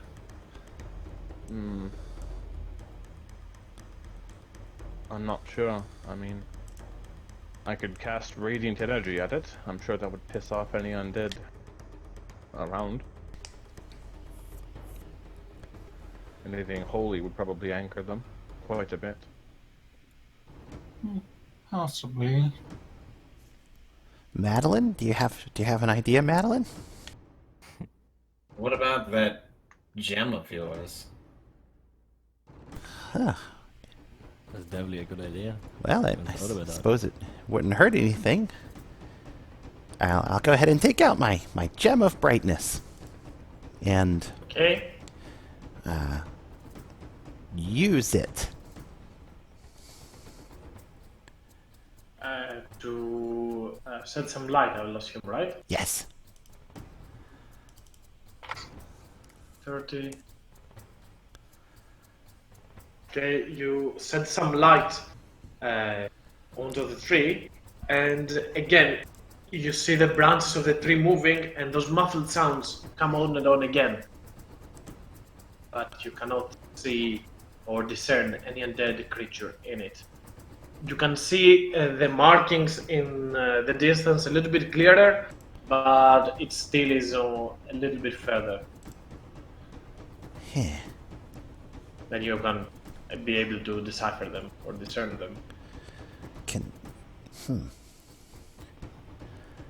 Well, it seems like we're quite literally beating around the bush. Time Perhaps. to kick the hornet. Yeah, I'm gonna Alright. move forward. And assuming that nothing jumps out at me, I'll get close to the tree. As you move forward, doing one more step, you the others cannot see it yet, but you are surrounded with people undead hanging from the tree that are trying all to get a grasp from you. You see, as Valen moves in front of you, he disappears in the distance, like there is a veil in front of it. And I want you to roll me some good old initiative. Oh god. Oh shit. Oh god. I should have just sacred flamed the tree. Yep. These are all, Valen, you can see all of those creatures are restrained. They cannot move, they are barely able to try and grab you, but they are still gonna try. And did you all roll? Let me see. Yeah, I rolled, but it was the first one didn't stick. Okay, 17. That. And Hearth, you see Valen disappear into a veil as he enters the area of the tree. That's it. Sudden on fire. Where? Try to not hit Valen. In the middle of the Right tree. in the center of the tree. I do not think that hits something, but at least some fire spawns. You cannot see the fire from outside, and that is weird for you. But Valen, you see a fire erupt right in front of you. Anything else, Har? Okay. Definitely being hidden from sight. Gonna need to get closer if I want to be able to do anything helpful. 10, 15, 20, 25, 30. I end my Now turn you- right there. You can see everything now. As you move over there, taking one more step, you immediately froze, looking at all those creatures at once. And I also want you to roll me a wisdom saving. Oof. Don't worry, everybody will get to roll once. That is okay. That is okay. It is a success. Dalius, your turn. Wisdom are never good ones. Mark, you only stuttered for a second, but you managed to get a grip on Dalius. You see Hearth as he disappears into the veil. I will do the same. I will run in after. Just up next to Valen. Once I like break through the veil, I'll run up next to Valen. And roll me as well a Wisdom, wisdom yeah. save. Yep. Please don't let me die. And Oh, roll dear. me 1d100. Oh, okay. That sounds delightful. That's an 8. That cannot be good. I'll let you know what happens to you. I'll send it on a whisper. Don't kill me, please. Nope. As you move over there, you stand, you see Valen, and you see all those undead creatures. I'll do it. Alright, got it. Kim, Dalius, you froze completely as you see all those creatures. This one cannot move, this one cannot move. Nautilus, he will move as well, and then, oh, you are fine. So, Sacred Flame, one of the undead, they do have disadvantage now on that dex roll. So I'll assume it's the one in front of Valen. That is going to hit, and whatever you roll, the creature dies. They're all at 1 HP. Oh, nice. As Nautilus moves, and you see Talus frozen in place as you put your hand out and flame erupts under the undead creature and destroys it. This cannot move. Valen, roll me a wisdom save as well. You are fine. What do you want to do? As you see all those undead try to get a grip on you. So they're completely restrained? They're tied up? Yes, they are hanged. You can see they have rope around their necks, but they are still trying to catch you. So they're literally hanging by their necks from the tree, and they can't Yes. quite get me. Well, that's rather unsettling. I'm going to step closer to the tree. Here, would that step put me close to the tree? Yes. And I'm going to speak a word of radiance. Okay. You don't need to make an attack roll for Word of Radiance. They only make I think it's a con save. Yes. Am I correct, or is it a wisdom save? Con save. Okay. Yeah, good on that. But not enough. The creature around you is down. Since it's radiant damage, they do not get another con save to survive. As Nice. Valen moves on a little bit, he closes his eyes to avert from that maddening sight, closes his eyes and utters a word of radiance, spawning light from yourself, and the zombie near you drops down onto the ground as it is charmed to death. Madeline, your turn. Alright. Madeline, being the last outside, you hear movement coming from the south as the sound from the weeping tree seems to have attracted attention. I hear sound coming from like this direction. Over there. Oof. Not good. But they're all in there. So Mm-hmm. I'm gonna get in there first.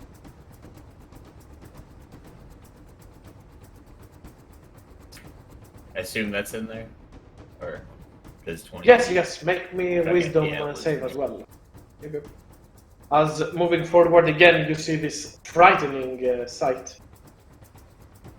Oh, Ooh. well, Roll that The club. D100. It's like the aging all over again. No, it's not that bad. Ooh, that is one of my favorite ones. Uh-oh. It's not that bad. Oh, my favorite one. Yes, as Madeline, you move forward and you take a look at this horrific sight.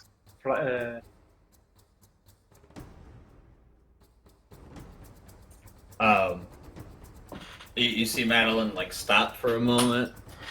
She kind of like gets to her knees as she's trying to say like "we've got," and then she like takes like a clump of dirt on the ground and just like stuffs it in her mouth. Like, Oh. and I assume that's her whole turn. Oh dear. Yes. Yep, this is your action. I don't believe you're gonna go near the other zombies, so I'm just gonna remove them from the turn order. But in the meanwhile, all of you notice down below that another pack of necrophages, some more ghouls, have arrived, and one that is particularly taller than the others, with claws way more powerful, and a tongue that goes down to its chest piece, as they are all very hungry for human flesh. So, that, Good thing only one of us is human. yep, Well, you would say that. that creature will take a dash action to move towards there. This is gonna end its turn. Hard, your turn. Oy. You see all those ghouls fall to on 4 feet and start dashing towards you. Hard. Well, first off, I'm pretty sure I'd give these creatures heartburn if their heart is still intact. But I'll just fireball it. That's a hit. Good job. The one in front of Talus, right? You see Talus is paralyzed, standing still, unable to move. Yes, okay. You make a fireball and draw its attention, draw its ire as you strike it back onto its head. The creature turns towards you and roars. Talius, you may make one more wisdom save again. Oh, okay. Let's see how I do. Wisdom. Still Okay. not able to comprehend. Your eyes are still locked on those hanged up humans or elves that are on the tree. That's the worst combination, though. That is another dash action for the ghoul, and Nautilus, your turn. All right, I will. So, can I gather that this effect is from the tree, or is it from this guy, this big one?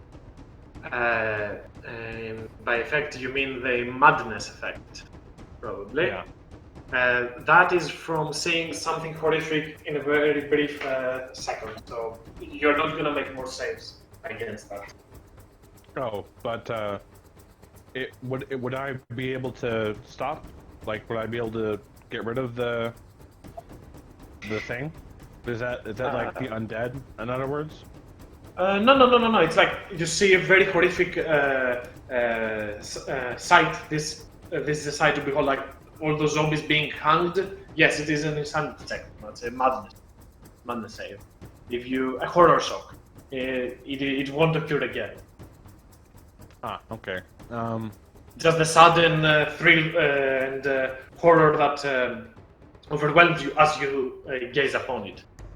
All right. You Well, cannot I see it. will. Mhm. I will move forward to here, and then I will take a smack. Give that thing a smack with my warhammer. Okay. That is a hit. I'm assuming, is it a 100 or 200 that you are wielding it? I'm assuming I can't have a shield strapped to my arm. No. No, it's a so- 100. Yeah, it's one-handed. So, moving forward, Nolas picks up his warhammer and strikes at the back of the creature, hitting some bones cracking as it hits the creature. Anything else? I'll assume no, as a bonus action. Nope, that's it. Okay. The other creature now will start running towards all of you. It will even come over. Let me see, what's their intelligence? Oh, they're actually intelligent. So with a dash action, will come over here. No, here. Yes. Not unless you can make an attack of opportunity against the gust, as it runs towards Valen. That sounds like fun. All right, hit him with warhammer. Oh. Never mind. Nope. Sucks. The creature runs through all of you, and Valen, you can smell from that creature this necrotic, this stench that assaults your senses, but you are far away from it. You are fine for now. That sounds positively horrible.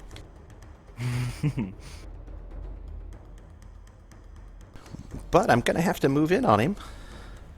And I'm going to use my green mist Okay. blade. Make me an attack roll first. Of course.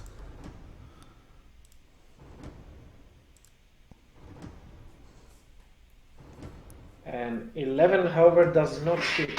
As you pick up your spear and move a little bit closer to the creature, you try to hit it, and you see all of you, Madeline, Talius, Hearth, and Nautilus, you can see green mist surrounding the spear of Valen. As he tries to hit at the creature turns towards you and uses its hand to grab your spear, stop the attack.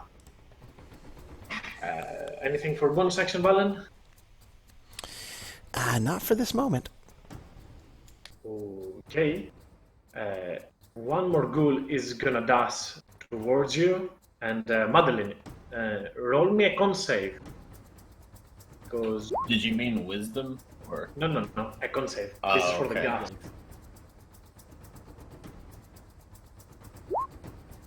You are fine, and you don't have to roll ever again. It is enough, so you don't have to roll ever again. You don't need to make another wisdom, though. Oh, I don't. No. It's only the first time that you see it. Darius just has to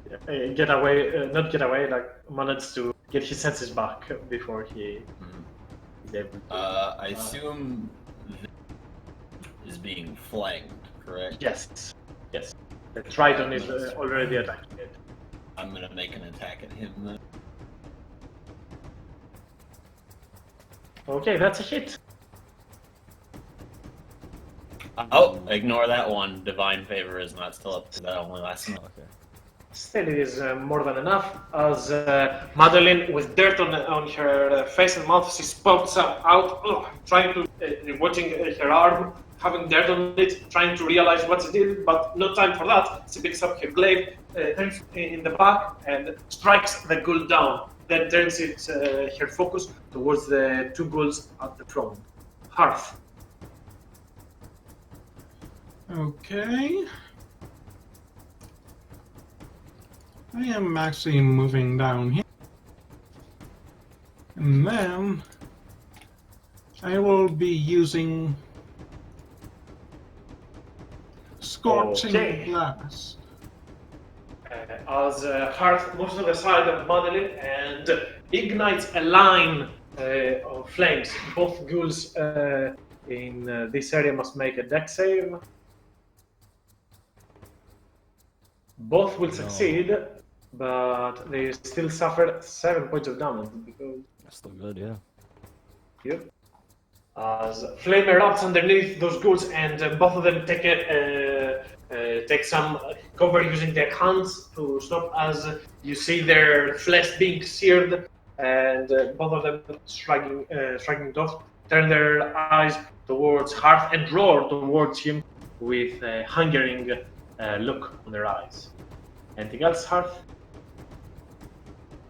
15, 20, 25, and 30, I believe. Okay. Talius, At least- another wisdom save.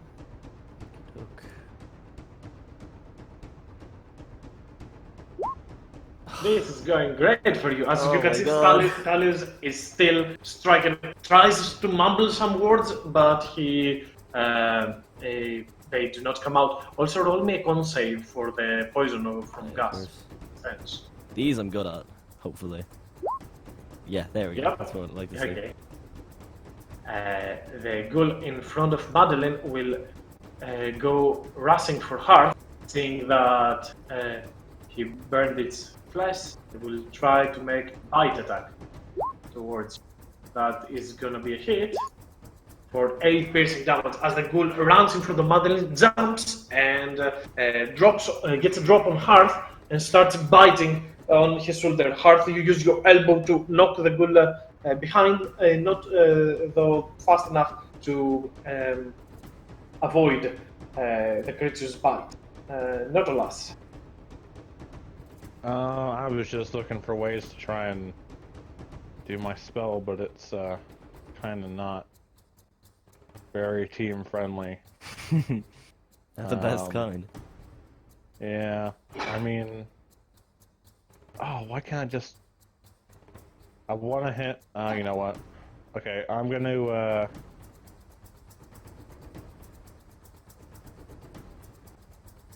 I really wish Hearth didn't move there. Can I? I'm gonna cast Shatter at this spot right here, and then I would which like spot? up here. Okay. I don't want to hit any of my allies. I don't think that hits any of our enemies either, though. It's a 20-foot radius attack. Yeah, but it's gonna hit only this zombie if this is the spot you mean. Well, I mean, it wouldn't hit this one, right here. This is Talius. Hello. Oh, I thought it was the big ghoul. Yeah. Don't kill me, please. Nah, hit him anyways. Yeah, just keep it going. Keep casting the spell. I'll die. It's fine. I mean, if you're willing to take an AO from like the, actually, you wouldn't even take an AO if you just move a bit. You just kind of like, but you might get hit by it. But It's No, gonna hit Talius and Yeah. you if you do it over there though.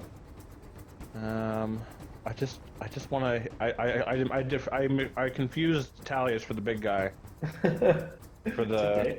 Gotta say, I I'm couldn't- kind of insulted. I'm Talius is a sorry. very nice-looking gentleman. Yeah, I'm sorry I compared you to that ghoul. Shite. With a capital S. Oh, why does everyone have to flank that thing? Alright, fuck it. I'm just gonna move around Talius. And I'm gonna give it a good old whacking. Okay. Roll an attack. Alrighty. The con save is at the start of your turn, so you don't suffer it now. Roll that attack. Wow! Okay, there you go. Man, that Warhammer! Man! Ooh. Lucky Warhammer.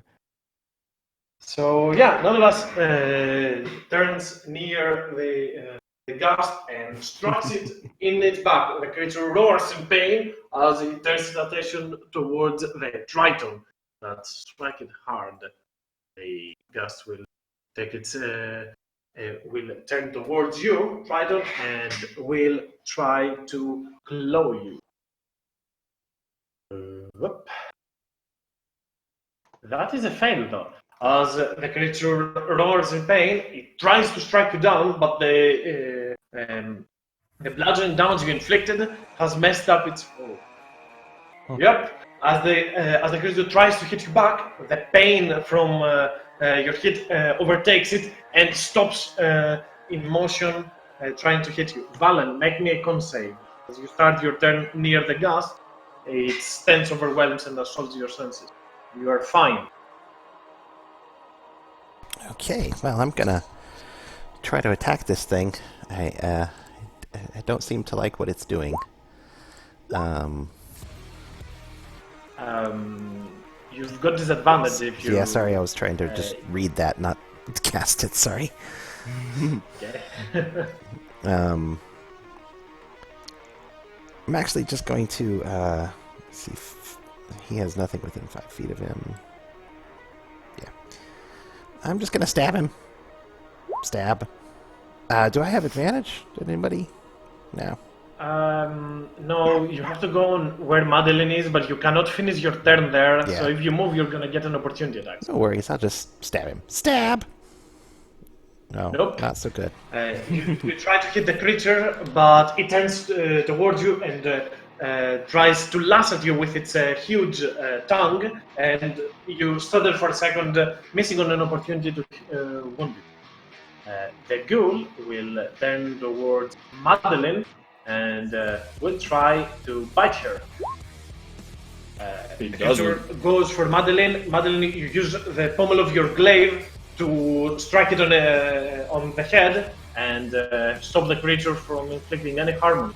Your turn. Another con save, right? You succeeded last turn, right? So you don't need to roll again. It's only once. So I already know I gotta drop my weapon to cast a spell. If I cast a spell, I would take an attack opportunity from the gas, right? Not really. You don't have to drop your weapon. You can, for just for a second, hold it with one hand. So even though you cannot use your glaive this turn, but you have it on one hand. You don't have to sit. So I think Madeline's gonna take a moment thinking like, well, this isn't working. So she'll kind of like glow red a bit, taking some of that infernal hair. Okay. And I'm gonna use my Legacy of Kaina so I can cast Burning Hands towards these two ghouls. And, Okay. Also, you do not take an attack of opportunity. It is not some. It only happens when somebody has the Mage Slayer, which I assume the ghouls and gas do not have. yeah, I gotta beat that. So they are pretty agile creatures, but both of them fail. And wow, I would always assume that Hearth would be the one that turns creatures into cinders, but not this time. As Madeline sees this is kind of sees Dalius not being able to move, Valen is having trouble striking at the gust. Hearth is also trying, but he's getting injured in the process. She turns back. This isn't working. It's your glaive. Puts your hand forward and flame her out as both of those ghouls are turned into cinders. I'll give Hearth a bit of a wink too, and pass turn. Hearth, your turn. Okay. Could I possibly use my action to try and snap Kalios back into full state of mind? Yes, you can actually do that. You turn towards Talius, and I'll say you ignite him for 1 point of damage. You only use 1 point of fire damage to bring him back to full sense. So Talius suffered 1 point of fire damage, and as your skin is scorched for a little bit, you regain full consciousness on what is going on. Just, I presume this is no, but just out of curiosity, would I have been able to use a reaction if I took damage, or is that a no? You cannot take reactions when you are paralyzed. Paralyzed, yeah, I had a feel. presumed as much. I was just curious though, because it didn't say anything in the rules. But yeah, I presumed as much. And your turn, Dalius. Thank you very much, my good sir. I will, after shaking awake and seeing what's going on again, booming blade as per usual. Whack with the longsword. Okay, you can get advantage on this because you can actually move where Madeline is and then back to your own square. So it is flanked Oh yeah, with you, I'd definitely do that. so feel free to There's do a it. whoop. Roll once more, Sure thing. just to see if this is. Oh, yeah, okay. No, still hits. Still hits. I'll run back. Damage. Oh, there we go. Okay, It's so standing, but it's something. Dalius picking up his longsword, he strikes once, cutting through the creature's flesh as the creature roars in flame. Some purple, almost purple to black blood starts putting from the wound you just scratched as the creature roars, and you see its claws are ready to assault you. Nautilus. I know this might surprise everybody, but I'm going to use something new. I'm going to hit it with my. Welcome to the club. You can also get advantage doing the same thing that Dalius did. You can move over here, get advantage, move back up. So, Okay. or stay there even. Give it a smackaroo. And that's a hit for 9 points of damage. Now the creature being assaulted from two sides, both Talus and Nautilus moving around the creature. One strikes with a longsword, the other one strikes with a warhammer. The creature seems to be suffering through all those hits, as the creature will try and attack Talius, who seem to do most of the work. It will try and bite you. Ooh, that is a bite, actually. That hits. Talius, for 12 piercing damage as the creature turns toward you and goes for your hand, starts biting it off, and you can see Talius is in much pain. Valen, your turn. Well, that's not very nice at all. Gonna take a quick little sidestep and jab at this guy again. This time you've got advantage. Well, that didn't help much. Sadly, Oh no. god. Not doing too well right here this time. You do have a bonus action if you want to do something with it. Actually gonna hold on, and I'll just finish my turn. Okay, Madeline. I'm gonna whip around and attack with the glaive. I assume I have advantage because Yes. Yep. Now everybody's. Yep, that's a hit. Jeez. He's getting surrounded. The creature now surrounded by its enemies only manages to evade Valen's attack from the spear as it grabs the spear with both of the hands. But, ooh, that's a divine smite. So, Madeline, Nice. tell us how you do it. Nice. Good for I you. think after just kind of like burning those two ghouls down, she's just gonna pick up the glaive, refill it with that divine energy, and then just do like a quick spin and just kind of like chop off its head within like the twirl. Valen has to duck. Valen ducks. Madeline chops the gas head, and you can see light emit from her blade as Talius, who was the last guy the creature got, is assaulted by a spray from the blood of the creature. I was going to move over here and initiate fatal gang stabbing. I am not going to keep initiatives because the zombies cannot really harm you. You don't approach them, and you have managed to go through the illusion, so you can see it even if you go back further. But you can now clearly see the writing on the tree. Hearth, what did you say you wanted to do? I was just saying earlier, if it doesn't die, I'd be moving right here and start stabbing it. It's just Just for good measure, though, Hearth goes on top of the creature, sees the head, looks at the torso being in a different position, says, "What the hell?" Picks up his dagger and strikes it to the creature once more.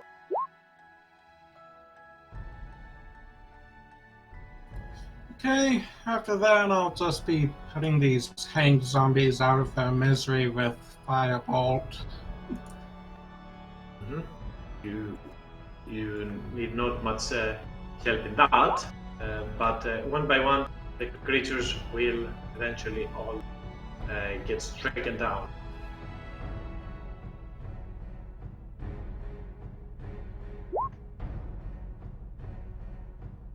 I'm going to step over to Talius. He seemed to take a little bit of a shot there as he stood there staring at nothing for a while.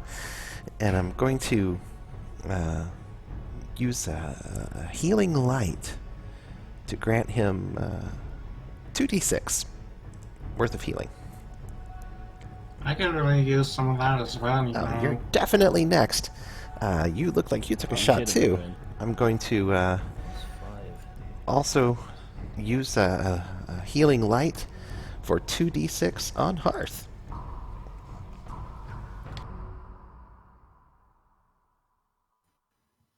Also a 3 and a 2 in that order.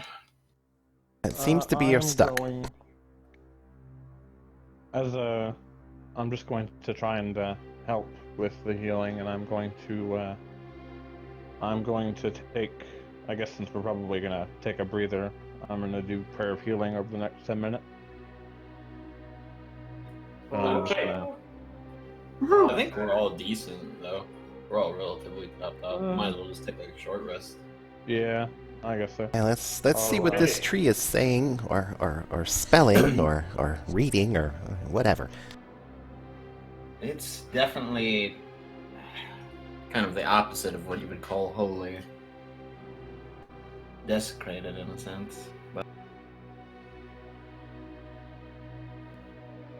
You move closer and you see similar markings that you saw on the book that Valeros gave you, handed to you even. I would say that you do have the book on your person just to be able to compare and see for yourselves. But again, this is a scribe that you are not familiar, not a scribe, a language that you're not familiar with. Even for Madly, that she's familiar with the script, she does not understand the message of thy name. Spending some time a little bit taking a breather over there, as Notola says, quietly whispers a prayer to the Dolphin Lord. You can see both Talius, Hearth, as you are throwing fireballs towards the creatures, you can see that all of those zombies have markings on their chest, similar to the ones on the tree. Huh. That is definitely strange. Go for it.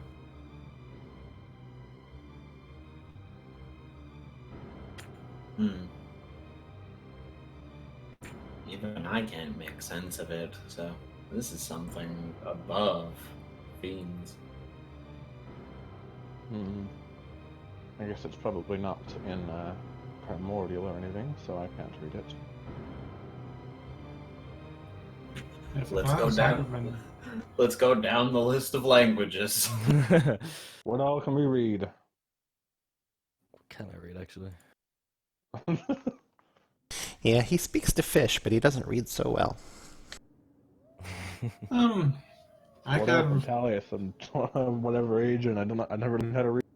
I can't believe I should have actually taken Eyes of the Runekeeper. Fucking read. Common, Elvis, Primordial, that's all I have. Common Elven and Aquan. Common Oh, Elven good. Dwarven, but I don't think this is an earthly language. I think. Common Infernal, or Common. If it's not Infernal, I don't know what it is. Common, Elven, Primordial, so me and Hearth can insult people. Back. Well, yes, one of us. I guess I had comprehend languages. Nope. Second time I wish I took that spell now. Kind of disappointed in myself. It's not a fighting spell. Exactly. Yeah, I'm both. Well, actually, I think I'm the only one to blame right now. I think I don't know. Like, can I even do that spell? I don't even know if I can. I think it's sorcerers and thingies only. Wizards. Yeah.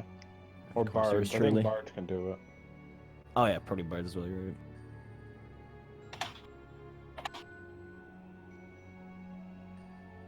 Well, time to multi-class in a bar just to figure out what this says. We're doing it earlier. Madeline, if you know out of character what that may be and you I can mean, put it in character, yeah, go ahead. my thoughts is that it's abyssal. I mean, it is a logical conclusion for either. You won't understand a business, but you can pretty much say, well, this is Infernal Yeah. Script. There are not many languages. It doesn't have to be like... I wouldn't say this is a language of devils, but it's similar, and well, a lot of people get them mixed up because people don't think that they're different, but this could be the language of demons. Oh, well then, what does it say? I'm a part devil, not part demon. Oh. They're very different things, believe it or not. Oh, you got me blushing now. Sorry. For the record, we do get the occasional visiting devil within the realm of fire.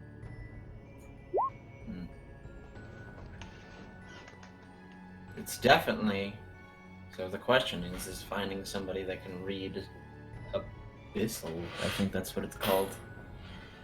But it's similar, but it's essentially a different dialect, so I can't really make heads or tails of it. Can I try to look at both the undead zombies hanging in the trees and the thing, and can I tell if this is like, if that particular like sigil or that runic thing was keeping them alive or keeping them undead, I guess?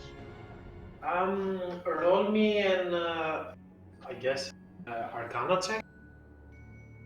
I can give you advantage on that. Alrighty. Okay. Roll with Arcana. Thank you. Much needed advantage, I would say. Much needed. Well, I suck at Arcana. Probably so let me do it. Given that Oh, no. you have studied the ways of the Dolphin Lord, and the Dolphin Lord is a deity among the Elven Pantheon, the Seldarin are not delving much into necromancy, so you are not sure if this is some runic necromantic inscription, some runes that relate to the school of necromancy, or this is just markers on that. However, as the others are quietly examining, trying to find some clues with that, you uncover that some markings on the tree seem not alike with the cryptic writings as the ones that you have seen. This tree appears to be marked, some sort of close to a map, somebody would say.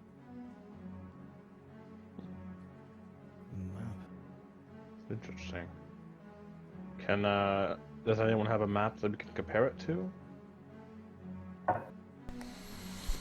Do we? Valen actually has a map that Valeros provided. Oh. But Do you that is mind- for the Green Highland. Close by. It's a map. Oh, okay. Though I'll say with, does anybody have proficiency in investigation? Not I here. don't believe so, but I'll check. Nope. Not Okay. me. Nope. I have insight, so I can tell if the tree is lying. I have acrobatics, I can very jump on helpful, it. right now. But yeah, at least some markings on the tree you can see are being repeated by the zombie torsos. The writings on the zombie corpse.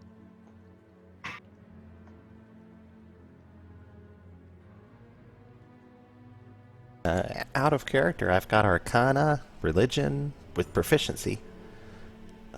I've got survival, if that's any use.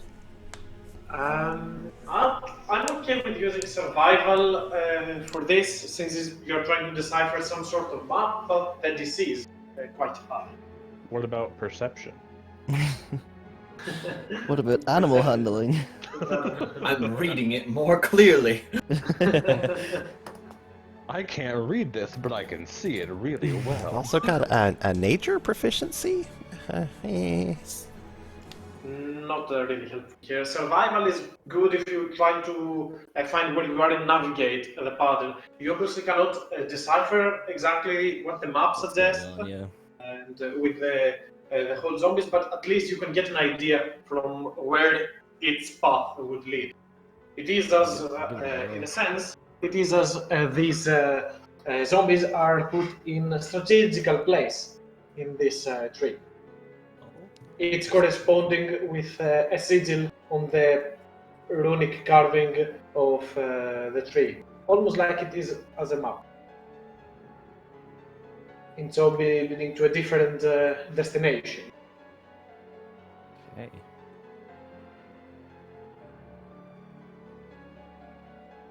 Kind of morbid, but I guess it helps.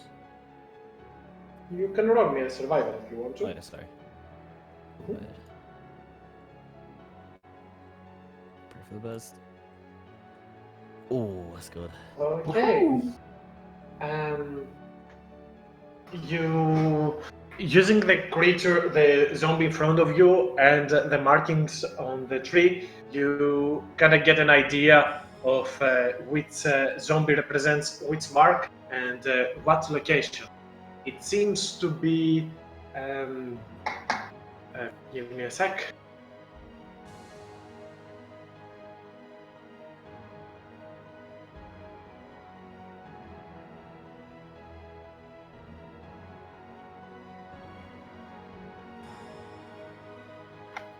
Sorry about that.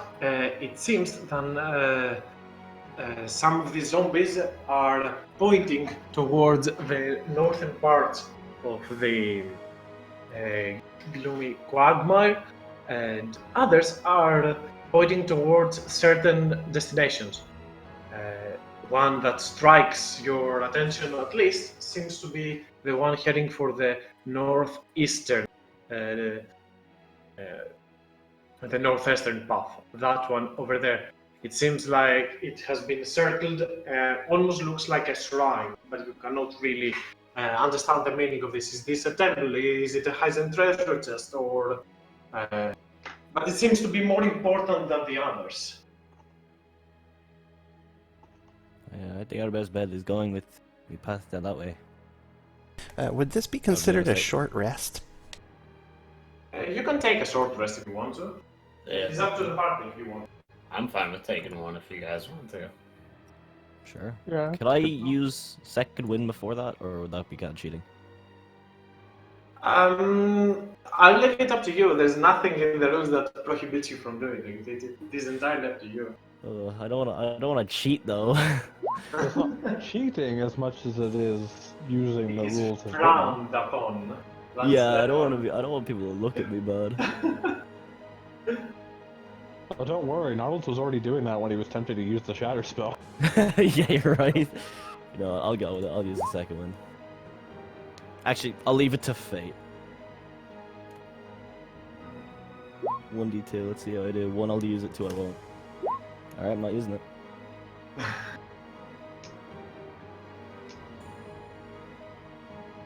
You do have hit dice to spend. I do have hit those, yeah. I'll burn 1 or 2 of those.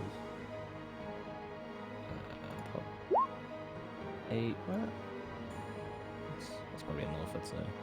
So during that short rest that you're taking, Talio seems to be examining and trying to navigate this cryptic map that you see in front of you, trying to decipher some clues from it. Can I inspect the corpses if there's anything left of them?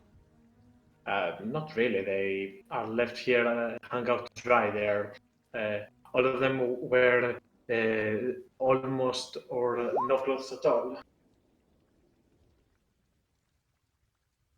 You did get your channel divinity, but you didn't use it. Yeah, validly, exactly. so this is the only thing that you can actually do something with. Same thing with clerics, only channel divinity. Yeah, we didn't even use it. I'm really kind of. I was not gonna lie. I was about to use it if I could have used either Shadow or Thunderwave, but everyone was like, I mean, Turn Undead is also channel divinity, right? These are all yeah. But I don't want them to run away from me. I have a hammer. undead. I just want to get. I'll save that Channel Divinity turn undead until I can just turn them into ash. Seems like a good trade. Just Thanos snapped them.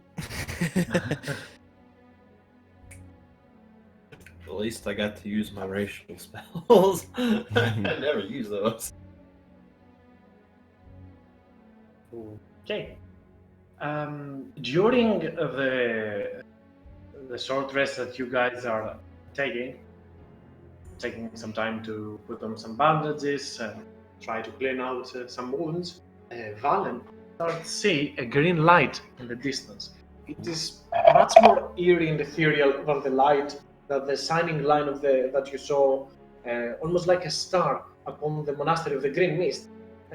Though it still has a similar color, almost like and seems more foggy rather than bright. It illuminates in the distance, shedding bright light, and then it almost disappears again and again. You keep your eyes towards it, and after a little while that you standing mesmerized towards it, the others that might talk to you over the break see that you are clearly distracted, and you guys can also see that green light in the distance.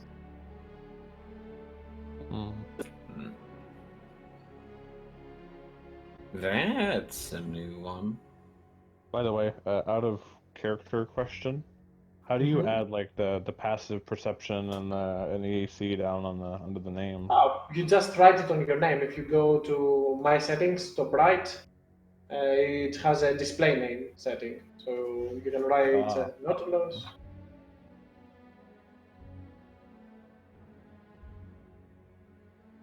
But yeah, that is what you see. Okay. I feel like perhaps we should go that way. Well, last time we followed something green, it turned out to work, so Yeah, this- I don't see why not now. This seems a little bit different, but certainly if there was some type of sign, it would seem to be silly to just ignore it. That is fair.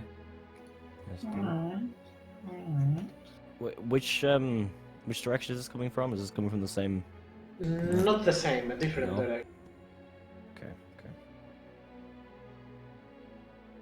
Of course, being out here in the swamp and seeing lights and following them, I've heard that can lead to bad results. We're all about bad results. We make them good ones. You're right. True. Good results for us, bad results for undead.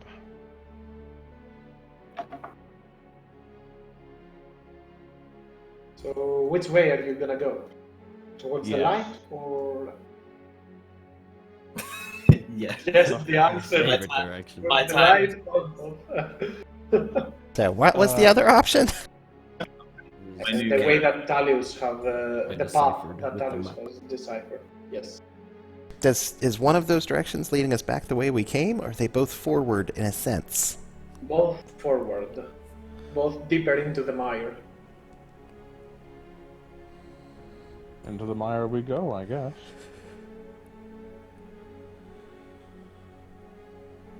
All right. Towards where? Towards the light. Okay. You pick up your things and start moving forward. You can also see clearly that light distance moving with the same pace that you guys are. It sets bright light to an extent of 10 feet and dim light for 10 more. sometimes it disappears and reappears a little bit further, almost as if it is guiding you towards a path. There is Out an of character. This Go is ahead. starting to sound like a real arrest. Well, let's find out. It is, after all, an eerie green light in a swamp. So, what might go wrong? Lights have always right? been nice to us. In the past, at least. So, moving forward, you see that the light starts slowing a little bit and allows you to catch up. Moving forward, you find yourselves in a large, dark pond, and the light stands in the entrance of it. You can see it, right? Yes. There's a swampy thing.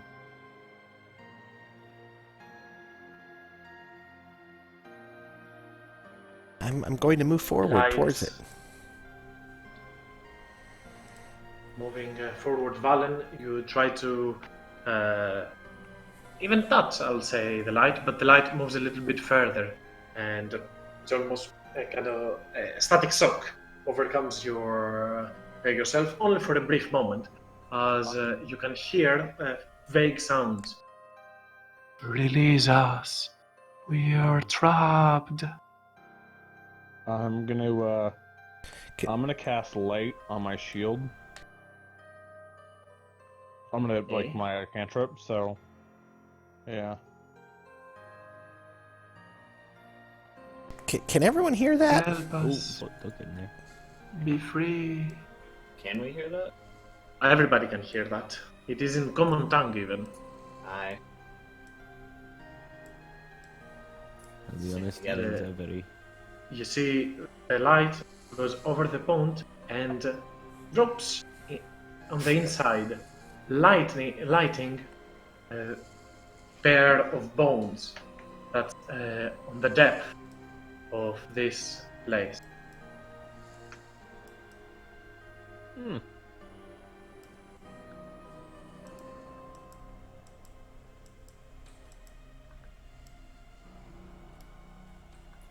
This is a murky water. I'll turn towards Talius and say, "Well, fancy a swim?" Yeah. I mean, I've never turned down that before. It looks a bit dangerous, but danger is the best part. I'd like to look around a little bit. Okay, so as you use your Eldritch Sight, your eyes flash with yellow light, and you can sense deep below, inside those bones, where that light is illuminating. You can see a magic aura that does not conceal, but is being excluded from a small piece of jewelry. Talius and Nautilus, if you guys go in there, there seems to be some necklace or bracelet or something down there which may be significant. Do you think it's magical? Can you tell what school of magic it is? It seems to be enchanted in some manner. I'm not sure if it's an enchantment type thing, but it's an odd thing.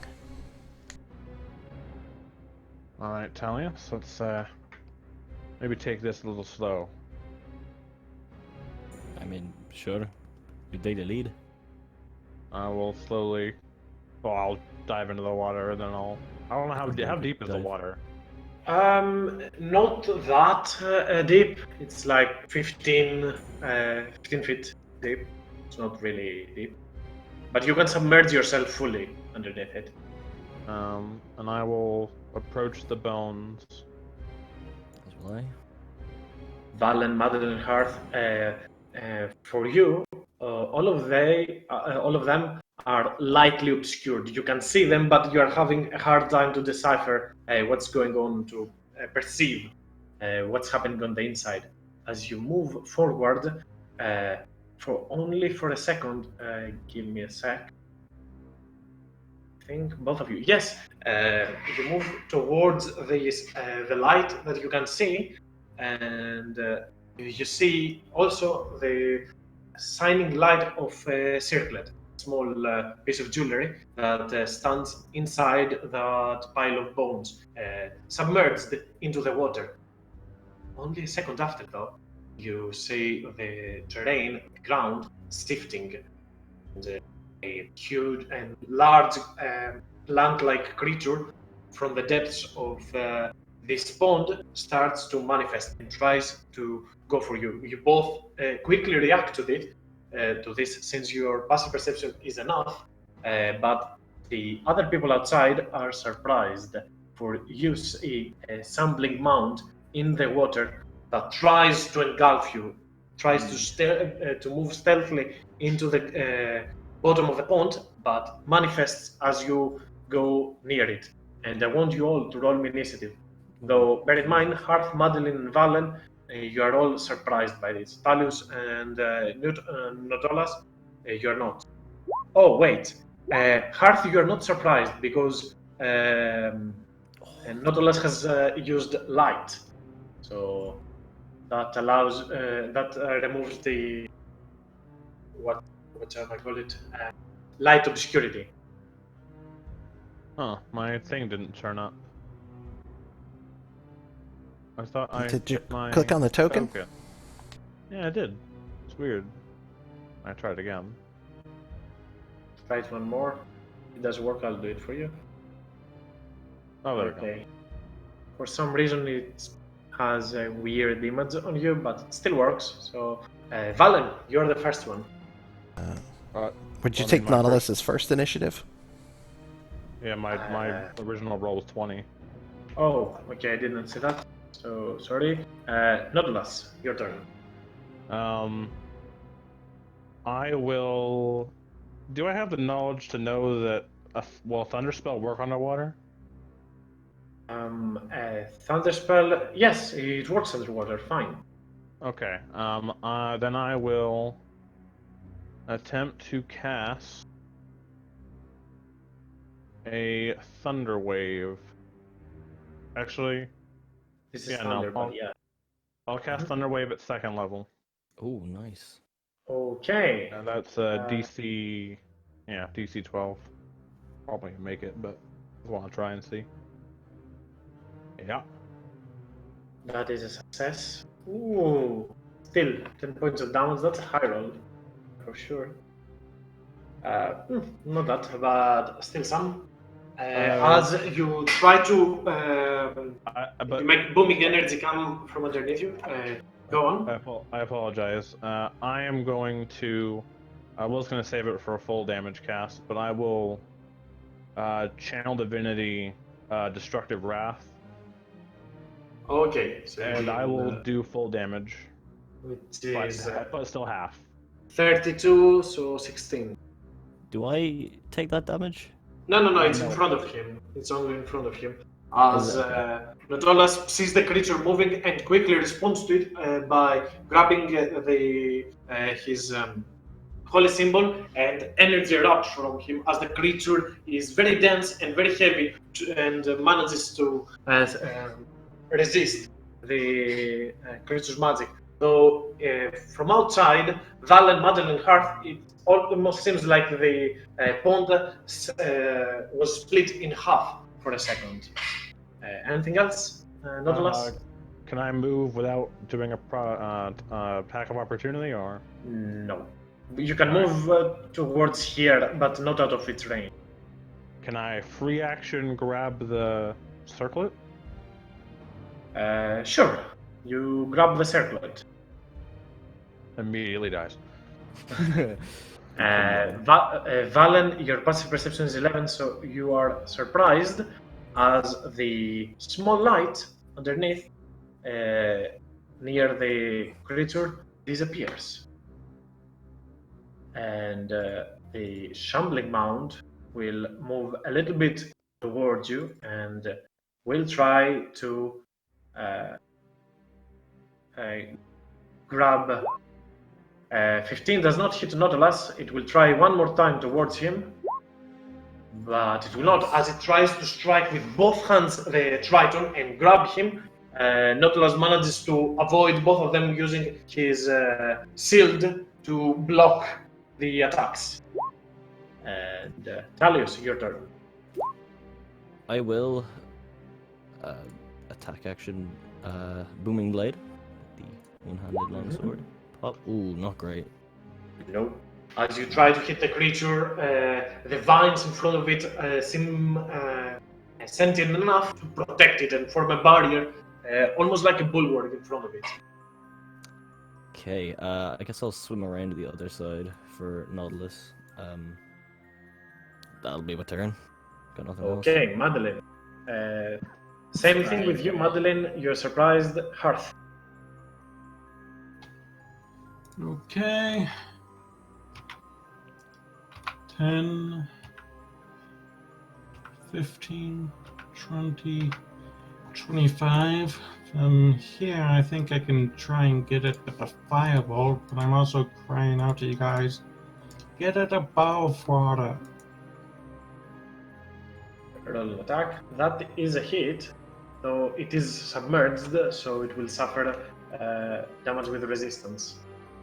So, Hearth, Not that it you throw a matters. firebolt, but it just goes through the water and it disperses. Something else? Nope. Okay. Nautilus. I will.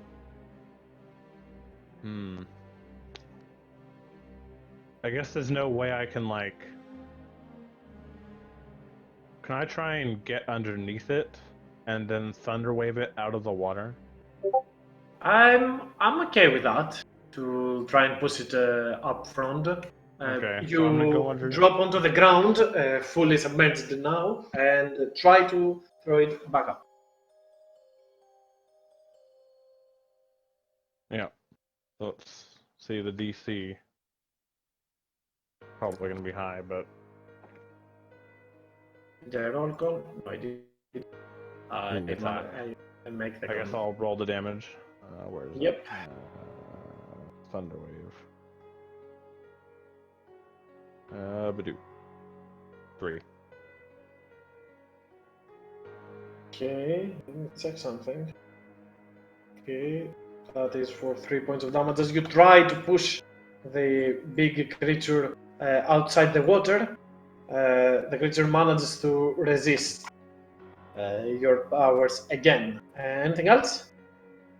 Not sure if I have any bonus. It hasn't hit me. No, it hasn't hit me yet. Okay, never mind. Yeah. So I'm just gonna sit there. Okay, Balan, your turn. I'm gonna jump up onto the bank, 5, 10, 15, 20. Same tack that Hearth seemed to be following. And I'm gonna Shining Blast. Hadouken! If you time Hadouken with the cast, it always hits, right? That's how it works. It's magic! The rules of D&D. Yep, as Nautilus again for a brief second splits the water in half, you find a great opportunity, Valen, to send a bright light of shining energy towards the creature as it hits it and starts charring on the vines that engulf the creature. Anything else? That's it for me. Okay. It's the same if you cast Witch Bolt. If you cast Witch Bolt and say Kamehameha. And the sampling mound will now turn towards Talius, try to attack him. One does not hit. The second one does. hits. Okay. For 10 bludgeoning. As the creature tries to strike you one inside, you manage to evade it by pushing yourself a little bit to the right. The second one, though, does hit you almost like a slam onto your torso. You feel the immense strength of this creature as it moves a little bit further towards the end of the pond. Tally. I guess. I wish I hit that booming blade earlier. I'll try again with the booming blade, so we can keep that moving. 20 to hit. You can get advantage if you move over here. So over there. Yeah, I'll do that then. And Scratch that advantage. It has blindside, so it's still a hit.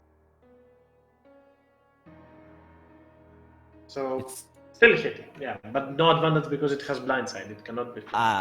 okay, cool. That's fine with me. I'll just take the swing.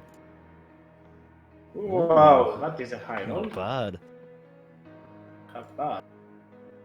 18, and if it moves, it gets dealt 1d8. Okay. 1d8, yeah. So yeah, Thalios finds this opportunity and strikes at the creature, and from the point of hit, you see energy starts spreading towards the assembling mount. Madeline, your turn. Gotcha. So how far out does this water start getting like deep? As soon as it drops Like- right there. Over there, yeah. I mean, you can move here, even here. After that, you have to swing. But you have a reach weapon, so you can attack from over there.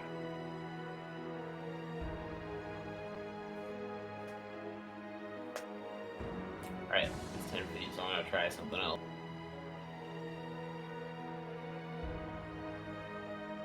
So I'm gonna actually use my channel divinity for. I'm gonna use Nature's Wrath. It is within 10 feet, so a bunch of spectral snake-like vines kind of like try to entangle it, and it's got to make a. What is it? Action. Strength or reach for deck creature, save. or be restrained. So it needs to make a strength and dex save. Okay. Let's see. I'll assume this is a fail or a Yep, success. it fails. It's a It is fail. 15. Wow. I am So- impressed right now. So it is restrained, and it repeats that save at the end of its turns. And that'll be it for me. Okay. So as Madeline moves forward, she picks up her holy symbol, says a few words near it, and from the bottom of the ground, Talius and Nautilus, both of you can see vines splitting up and grabbing the assembling mount. The plant-like creature seems surprised by this effect. Hearth, your turn. Okay. So that thing's above water, my fire magic won't be all that useful. I'm gonna start at magic missile. First level. Okay. Every one of those will hit. They automatically hit. As again, So Hearth damage. puts his head up into the air, and 3 yellow bolts of energy throw themselves towards the sampling mount that is restrained from from the vines and struggling to keep up with you. Nautilus, sorry. I will. You do have the circlet on you, by the way. Oh. Yeah. Does it? I guess I can't even identify it, or unless it's. Not yet. Okay, so I guess I will pocket it, and I will take out my Warhammer. Big surprise, and I will slap it with the Warhammer. I also have advantage, okay. Yes, it is restrained. Yeah, yeet. Oh, well. Doesn't hit Full though. The creature is it is very dense, as I said, and very heavy. Your Warhammer strikes against it, but it does no damage. The creature is powerful enough to resist and absorb the attack. Do you want to move or stay there? Well, I'm gonna stay. Okay, Valen. I'm gonna step forward just to get a good clear shot, and Shining Blast. What da? Again, that's a hit. The sound effects, they really do help those rolls, it Works every seems. time. Works every time. That's right. Yeah, That's Valen right. moves forward. Another Shining Blast. Striking at the creature. You also got advantage. Roll for a critical. Just a 2. Sure, I'll do The that. creature is restrained. Nope. Not a critical, but still a hit. And as this happens, near your hearth, the shimmering light appears again, but this time it has changed from this green light to that blue light. So, and it is invisible from the previous turn and will try to shock you. It's a water balloon. And 19 will hit, and Hearth, you suffer. Oh, that's a good roll. 12 lightning damage as the will-o-wisp appears in front of you and tries to zap you.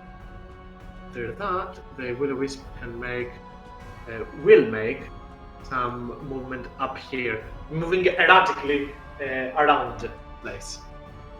The shambling mound, restrained, will turn its attention towards. It cannot reach Madeline, so it's either Talius or Nautilus. So let's try. This is both of them go towards Talius, since he's the one that damaged it last. But the vines managed to restrain the creature and it has trouble reaching to attack the seal, as it is very easy for you, Talius, to avoid both of these attacks. The creature will make one more strength save at the end of its turn, freeing itself from the vines. As at the very end, as it tries to hit you with both hits, the vines keep it at bay. Keep it at bay, and Talius, you have enough time to move back before it destroys the vines and slams those hands in front of you. Talius, your turn. Okay. Seeing that little wisp is kind of. Would I be able to make it up from the bank up to that little wisp? Or is You it will like suffer an step- opportunity attack, though. Yeah. Sure. I will disengage, run up beside him, swim up, get up, all that jazz. Bonus action, second win, which is 1d10 plus 3. D10 plus 3. Roll it, actually. Oops. Roll. Just 8 extra HP, which I will definitely take. And then, action surge, booming blade on the wisp. Okay, roll that attack. So you try to hit the creature, but it moves quite fast and avoids your hit. Okay, then. That's a fucking high AC though. That's a goddamn high AC. Yep. They're Okay, very I guess I'll end my turn there. Okay, Madeline, your turn. I assume the mound is still underwater, right? Yes. Because it's technically within 10 feet of me, but I don't think the glaive reaches that then, if it's under. You have to move a little bit further if you want to strike it down. Yeah, but at that point I gotta swim, and I'm not a swimmer. So let's get up on the cliff with everyone else, then. It's 15. I'm about to get a whacking next turn. 5. Let's go over this. So I'm going to throw a javelin at the willow. Okay.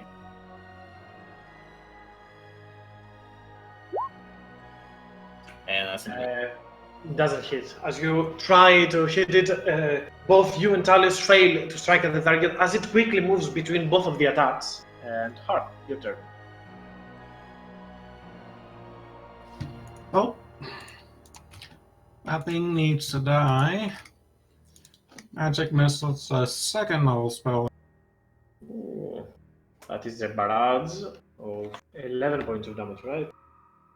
9, 11. Yes. Again, Hearth, after the first attack goes through, again, now spawning 4 small orbs, 4 small yellow missiles, and striking them again towards the sampling mound.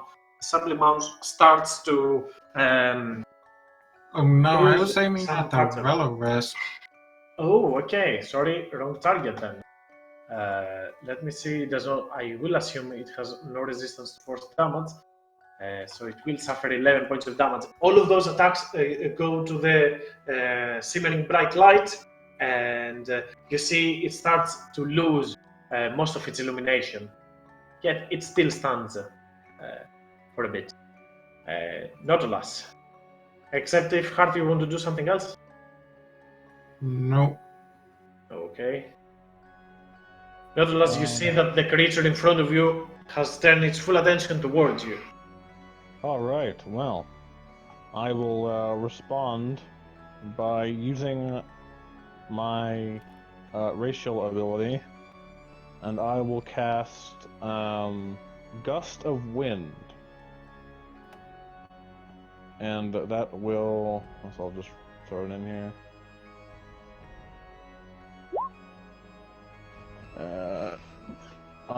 It has to make a Strength strength saving throw.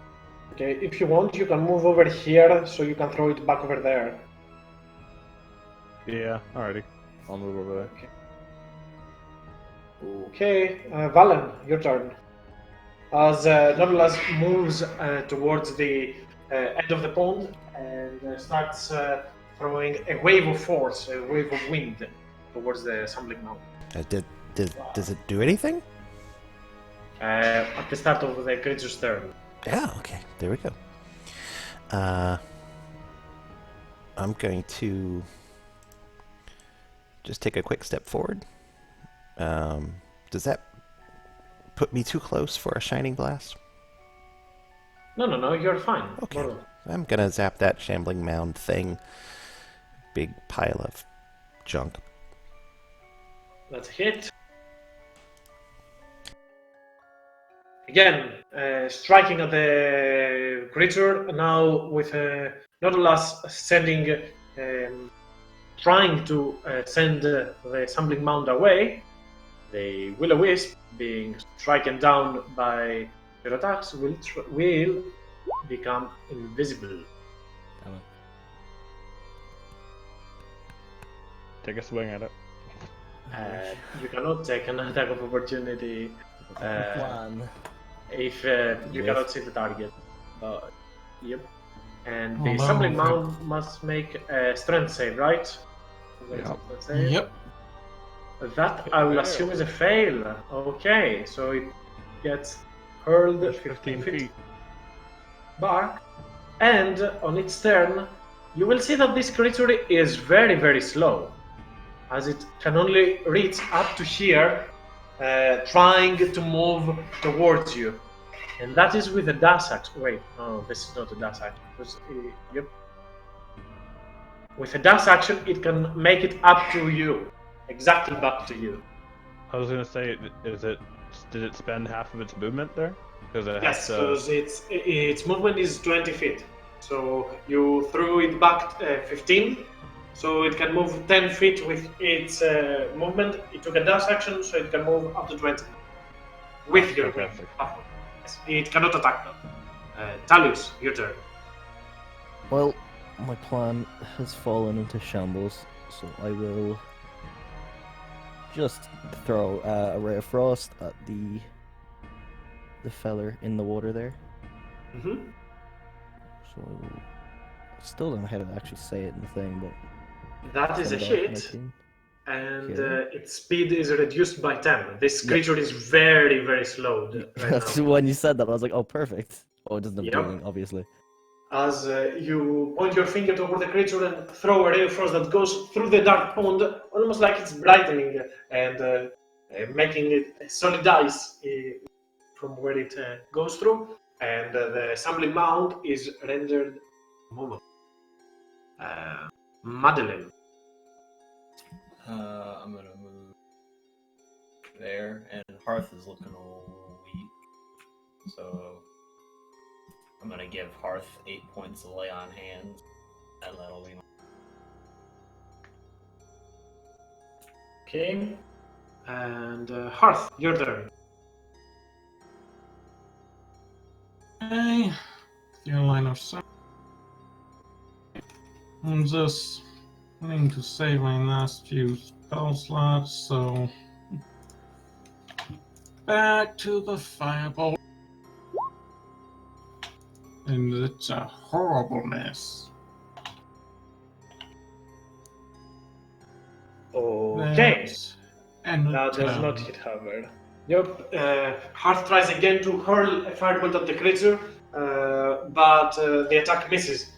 You turn to see Madeline grabbing you the back and restoring your powers, as you nod in acknowledgement. Now, Tolas, your turn. I will, assuming that I can attack with my Warhammer while I'm still concentrating on the spell, I will... Yes, wait. Since you're concentrating on the spell, if you want to grab your Warhammer, you have to leave your shield. Because you need one hand for the spell and one for the shield right now. Ah. Wait, does it? Because it's my racial ability. Does it use my focus? I thought it was It has just, somatic components, though. Oh, okay. Yeah. Then I will. I guess can I free action put the shield on my back, and then just get the. You can free action put your shield on the back, but you cannot draw then your Warhammer. Oh. But you Why can, was the- if you want to, you can move away from it. You already got the treasure that was lying under there. The creature is very, very slow. Alright, I will then, I guess, move back, climb Disengage up or onto the no? hill. Yeah, I'll disengage. Okay. It is easy for you to climb, as you are generally athletic. How is it looking now in terms of damage? It is blooded, meaning it is half HP. I will continue my disengage, and I will move up here. Okay. You might want to move over there as well. Oh, okay, or over there, so it doesn't. It only hits this with the gust of wind. Yeah.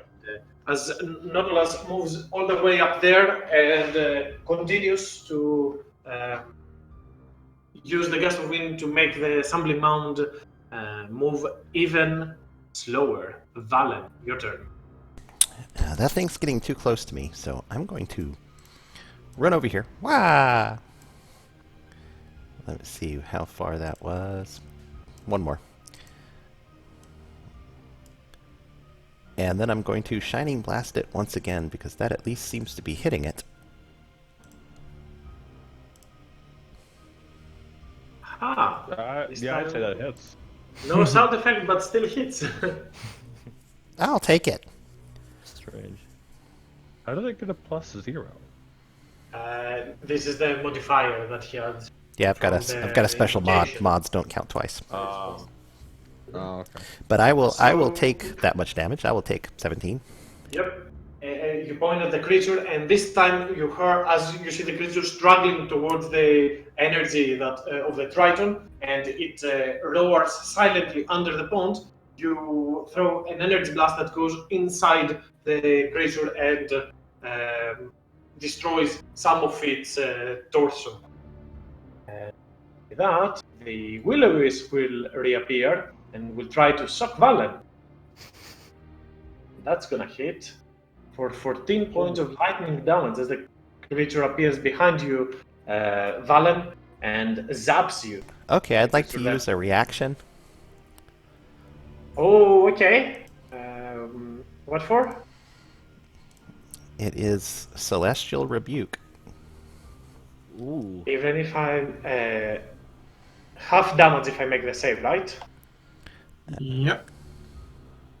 The creature cannot survive this, no way. So, as Valen, you're zapped, you smile for a second, knowing that the creature was baited into your trap. As you turn back and invoke a Celestial Rebuke, underneath the creature, sigils appear, and from it, a blast of fire strikes, a radiant flame strikes at the creature, and the creature disperses.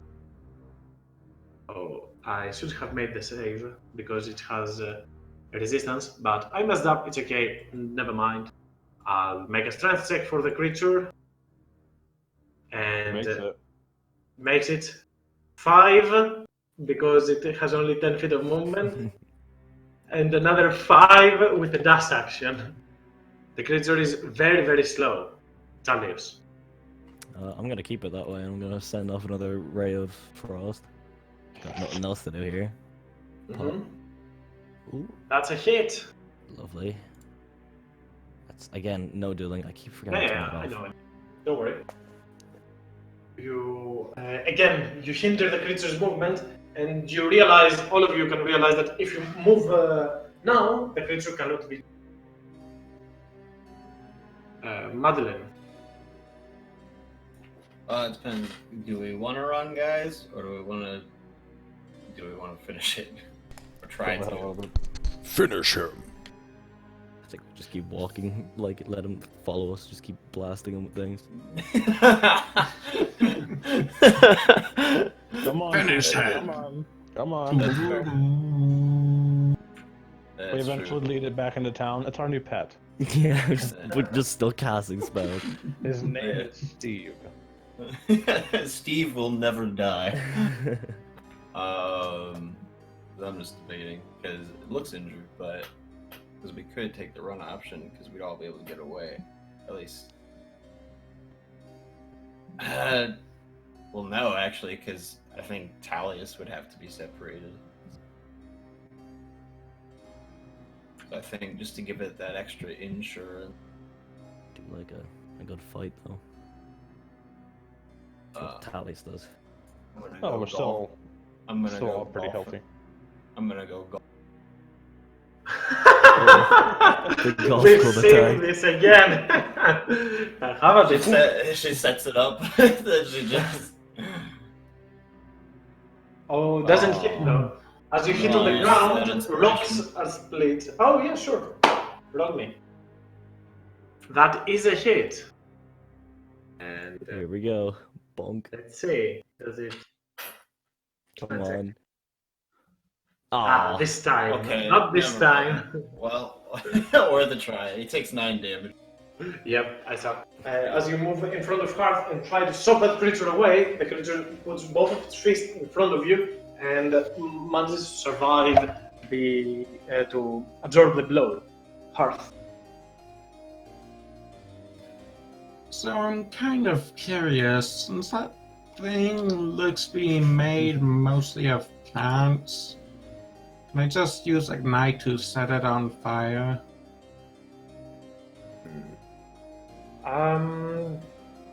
It's like a wet You haven't garbage seen heap. how fire. You have not seen how fire reacts to this creature, so you cannot tell for sure if that would work. But it makes some sense to try it if you want to.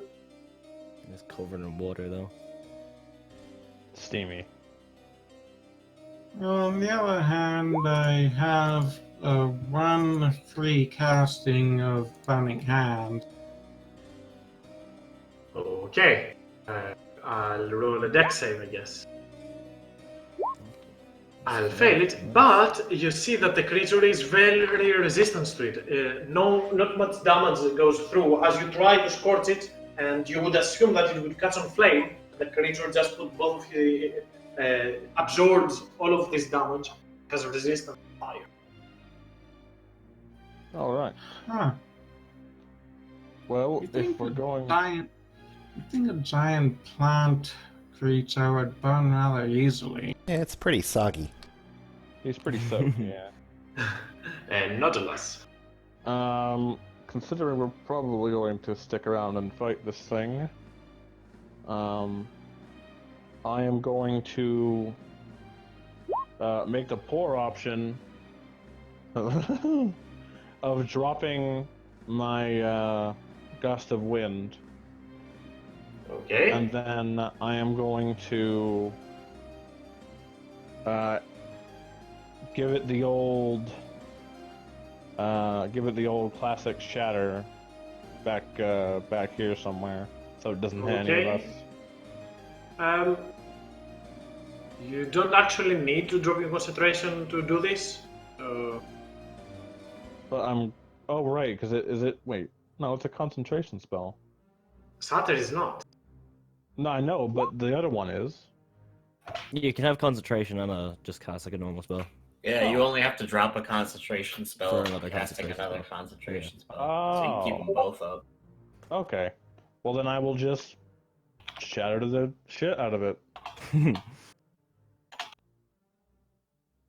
Alright. Okay. do that I roll a save. con. I'll It makes aid. it. Still 5 points of 6 damage. Or, yeah, 5. Again, from behind the creature, a booming energy erupts and the leaves are scattered. Vines start to be thrown here and there. Valen, your turn. Okay, I'm gonna dodge over here around this tree thing. And then I'm gonna Shining Blast him. Does that give an advantage? No, there is no advantage for Had range attacks. had to try. for flank. Yeah, it's okay. Shiny. You try to get another angle and try to strike the creature down. Shining Blast. Wow! There's Of limited chance that Of you can course. destroy this. You have not rolled below a 20 with that. Pew pew pew. I'm like Princess Leia. I expect to see you at the end of this arc to be rolling once all the time. Yeah. Only for poetic I feel justice. some kind of curse coming on. Something like that. As you put both of your hands in front of you and throw an energy blast toward the creature will, getting that hit, disperses, allowing into.